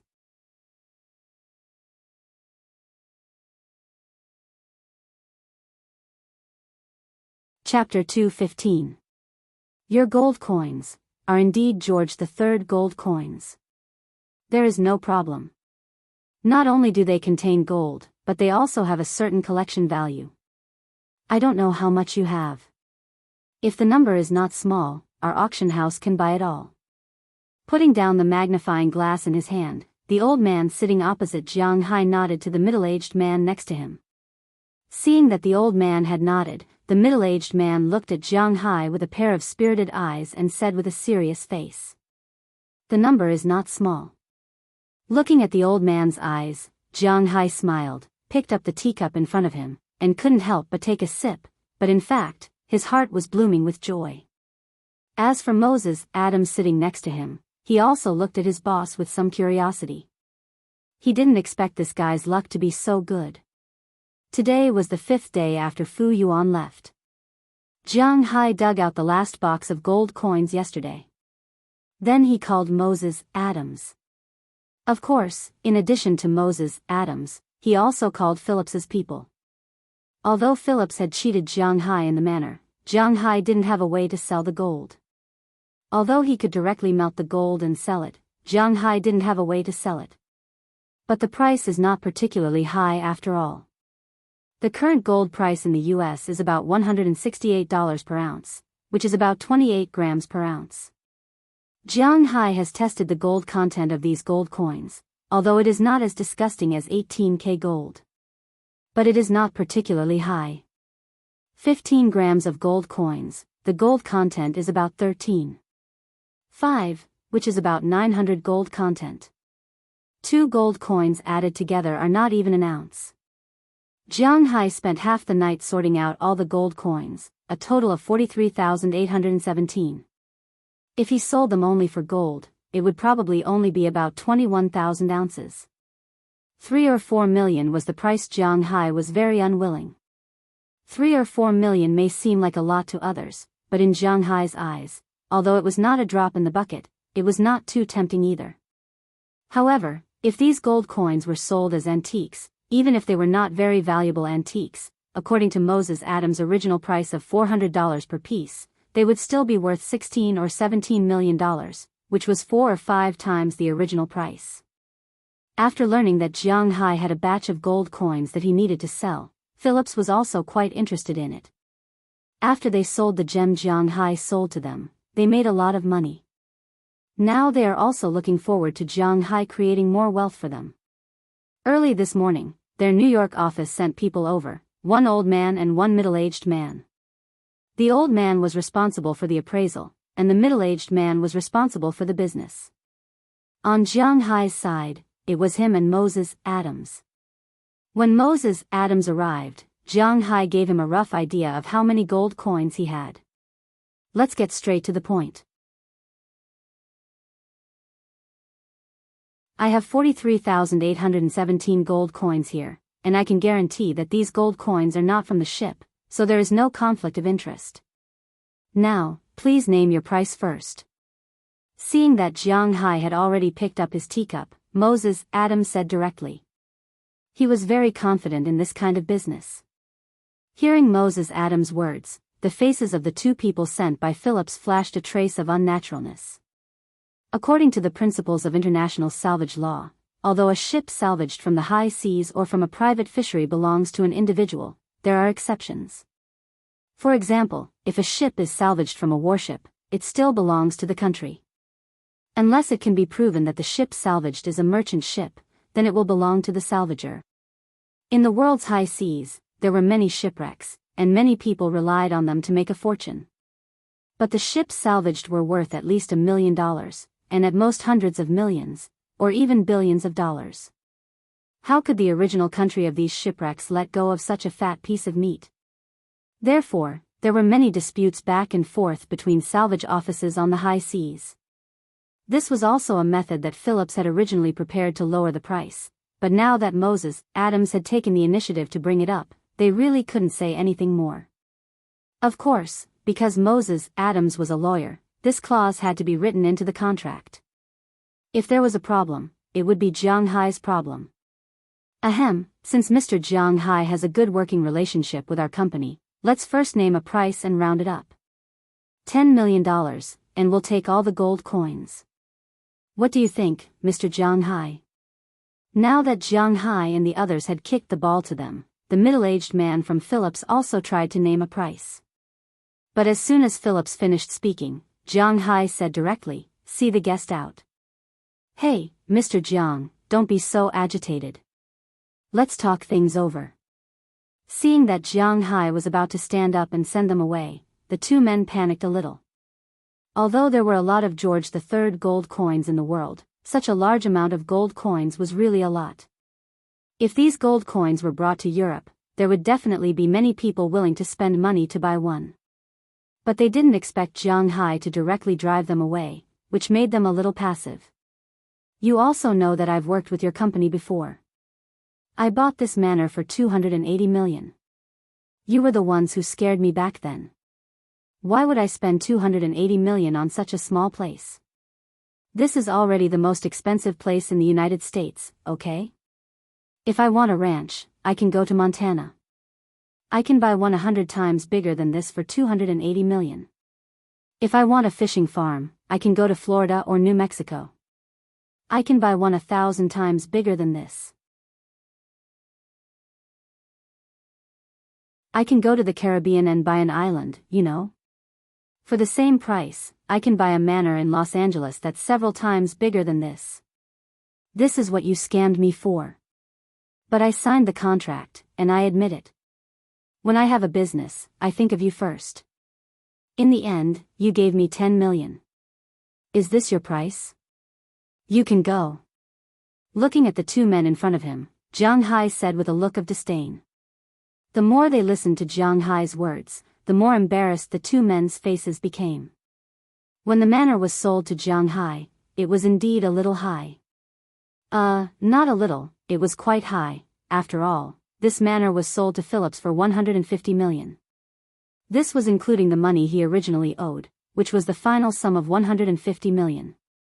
But when it was sold to Jianghu, it was sold for $280 million, which was almost double the price. In fact, at most, the highest amount here was $280 million.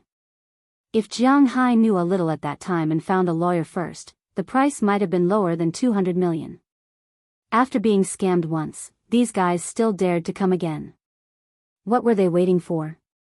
Hee, Mr. Jianghu, you're a little agitated.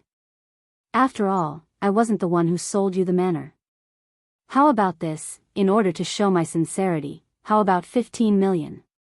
Looking at Jianghu, the middle-aged man immediately put on a smile and said politely, "My client doesn't want to argue with you. Our price is $20 million. Seeing that Jianghu had regained control of his temper, Moses Adams glanced at him. The contract had been signed. The money for the manor was definitely not going to be returned, but he would not let go of this gold coin. $20 million? These gold coins are not worth this price. This price is equivalent to each gold coin being worth $456.44, and the retail price of this gold coin is only between $400 and $410 in the United States. After all, Mr. Jiang has a lot of gold coins. How about this? I'll make the decision. 400 gold coins per coin, $800. Seeing that Moses Adams seemed to know the business, the middle-aged man did not beat around the bush and gave a fair price. Indeed, such gold coins were only worth this price in the United States. After all, during the First War of Independence and the Second War of Independence, the British Army at that time used these gold coins to pay their salaries. Therefore, the number of these gold coins in Europe might not be particularly large because most of them were melted down and rebuilt, but there were a lot of them in the United States. In fact, this price had already reached the price that Jianghu and Moses Adams had in mind. However, a good lawyer would not show his trump card so quickly. He rearranged his clothes and looked at the two in front of him and said softly, $430 per coin. I think you won't buy these gold coins to sell in the United States, right? If you want to ship them back to Europe, I remember that the average transaction price of these gold coins in Europe is €410, which is $447. You can buy $17 with one gold coin. More than 40,000 gold coins don't need to be too troublesome to transport them back by plane. More than 40,000 gold coins can let you make $700,000. That's not bad. Hearing Moses Adams's words, the faces of the two men opposite him turned a little ugly. After the two whispered a few words together, the middle-aged man made up his mind again when he heard the old man's words. We have two final prices. One is, as you said, $430 per gold coin, but we need to sign a new agreement with Mr. Jianghu. I don't know how Mr. Jianghu has these treasures, and I don't want to explore the secrets inside, but if Mr. Jianghu has such treasures in the future, I hope Mr. Jianghu can sell them to our auction house first. If the price is not satisfactory, we can go to other auction companies. If Mr. Jianghu doesn't sign this agreement, our final price will be $415 per gold coin. Looking at Jianghu in front of him, the middle-aged man said calmly.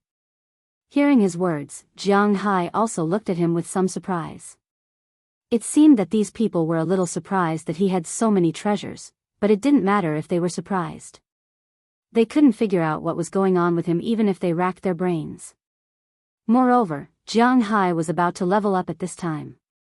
If he guessed correctly, it should be tomorrow.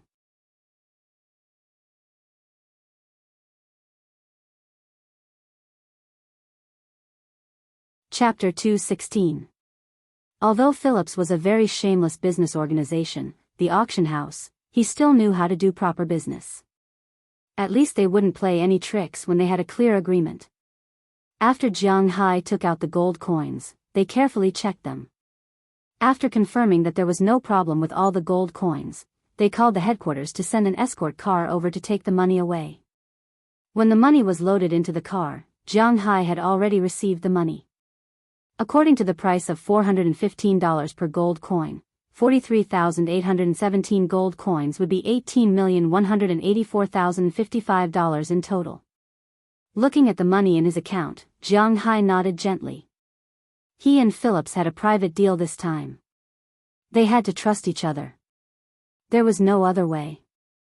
The taxes in the United States were too high and very expensive.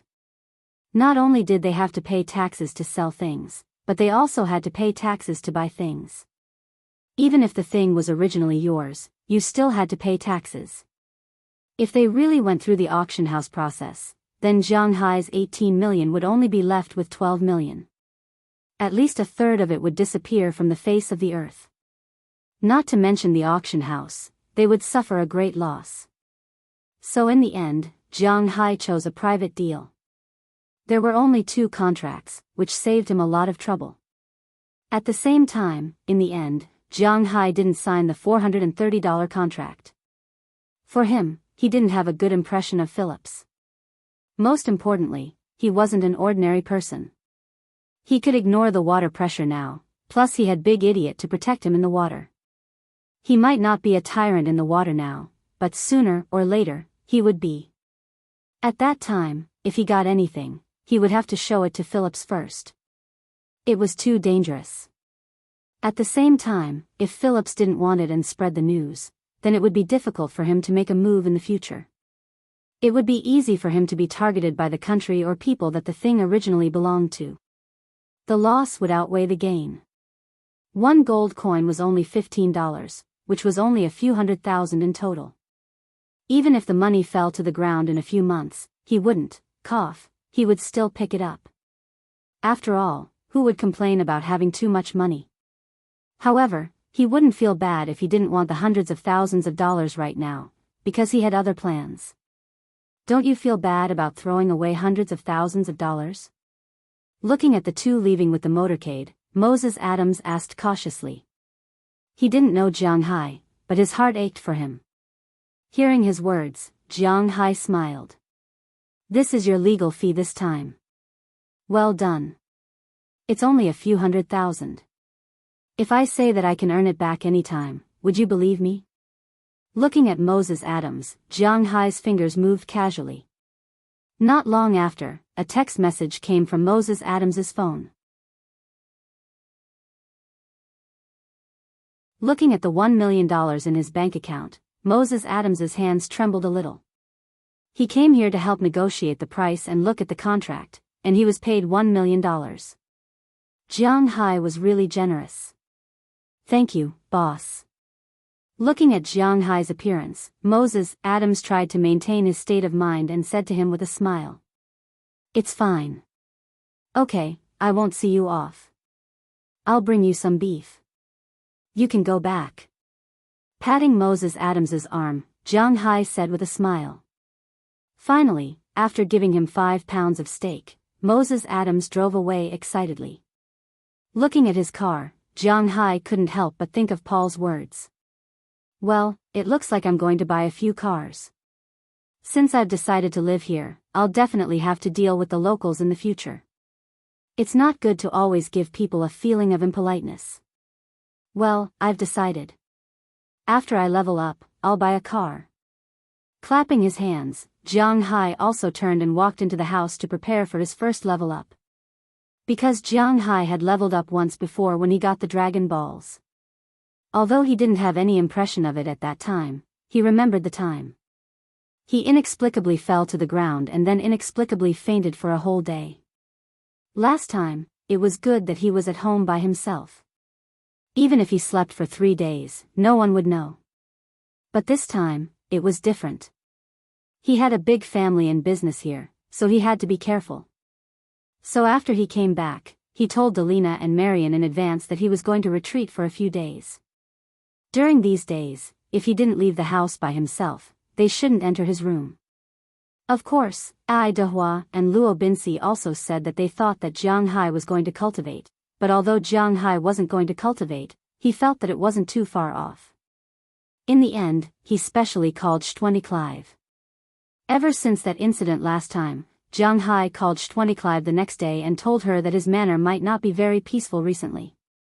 He told her not to come over for the next few days. Although Clive was still a little worried about Jianghu, after all, the two of them didn't have that kind of relationship. Therefore, other than sending some text messages at night, she didn't come. Jianghu should have told her that she was coming. As the time arranged by Jianghu approached, the night also fell and shrouded Jianghu's manner. Jianghu also took off his clothes and lay on the bed, ready to sleep. He hadn't slept so early in a long time. However, in order to welcome the level up, he must be in his best state. Unfortunately, he was thinking too much. Jianghu had been an easily excited person since he was young. In the past, when he was young, there would be a party the next day and a spring outing the next day. He would be in a state of excitement the whole night, not to mention that he could level up at any time. Jianghu almost didn't sleep that night. He would wake up from time to time and check the position of the scales on his body. Finally, the moment the rising sun shone into Jianghu's room, all the scales on Jianghu's python pattern instantly grew. The moment the last scale grew, Jianghu felt his eyes light up. The snake on his body seemed to come alive, bringing a whirlwind in the air and plunging straight into his sea of consciousness. As his vision blurred, in the next second, Jianghu had already fallen onto the bed with a thud and fell into a deep sleep. On the surface, Jianghu's eyes were tightly shut and his breathing was steady. There was nothing wrong with him. However, at this time, in Jianghu's sea of consciousness, an earth-shattering change had occurred. At this time, in Jianghu's sea of consciousness, only a scene of doomsday could be seen. Dark clouds gathered in the sky and the sea was constantly surging. Tsunamis, wind waves, and lightning intertwine to form a scene of doomsday collapse in this space. The chaos has yet to open and the world is in chaos. Vast and indistinct, no one can see it. Just as the entire space seemed to be about to collapse from this huge force, a deep voice suddenly floated over from the distant horizon. When this voice ended, the trembling of the entire space instantly calmed down. The dark clouds in the sky dispersed and the waves of the sea stopped. Finally, a huge golden dragon swooped down from the sky and reflected in the water. Jianghai's consciousness seemed to be reflected in this huge dragon's sea of consciousness at this time. He only saw the huge dragon stop on the surface of the water. As Jianghai's gaze fell, a creature with a camel's head, rabbit's eyes, a snake's neck, a snake's belly, scales like fish, claws like an eagle, palms like a tiger, and ears like a cow appeared in front of him. The only difference between this creature and the dragon was that the dragon had antlers, but this creature's antlers were two sharp points. They grew from the back of its head and were straight and short without any bifurcations. He deeply felt that he was this creature. Flood dragon. Unknowingly, a voice exploded in Jiang Hai's ears and this dragon-like creature instantly rushed towards Yun Shao. Jiang Hai's ears buzzed, but this word was deeply imprinted in his mind. Flood dragon. From today onwards, Jiang Hai transformed from a snake into a flood dragon. He was no longer a snake, but a flood dragon that was only one step away from becoming a dragon. As he confirmed this title in his heart, Jiang Hai opened his eyes in an instant. The room was still his room. The sun was still floating outside, but Jiang Hai felt that it was not the same day. Jiang Hai picked up the phone beside him and looked at it. He couldn't help but smile bitterly and shake his head. Sure enough. Looking at the time on the phone, Jiang Hai's dream could not be said to be short. It had already been 3 days. Then he looked down and realized that his abdominal muscles were more distinct than before. In the past, he could only see them when he exerted force. Now, even without exerting force, he could clearly see the 8 pieces of abdominal muscles that looked like they had been chopped by knives and axes. However, unlike the tight muscles of Asians, Jiang Hai's muscles were not as scary as those of Europeans and Americans. Jiang Hai's muscles were 2 times bigger than those of Asians, but 1 time smaller than those of Europeans and Americans. In addition to being extremely strong and fierce, he did not look disgusting. At this time, there was a circle of black mud on his body. This was the impurities that had been discharged, but it was much less than the first time. Under the black impurities, Jiang Hai could vaguely see that a flood dragon was coiling on his body at this time. The original snake tattoo had become a flood dragon tattoo at this time. When the flood dragon's scales were full, it should turn into a dragon. He did not know if it would really turn Jiang Hai into a dragon, but at this time, Jiang Hai had a clear message in his mind. The current him was much stronger than the him when he was a snake. If compared with force, he could beat 10 of his former self. His physical fitness was originally the limit of a human, but now it was twice the limit of a human. When he was underwater, although he would not be as flexible as a fish, at least he would not be worse than the average marine mammal. Especially in the water, there would be a significant increase in speed. The most important thing was that he finally did not have to bleed anymore.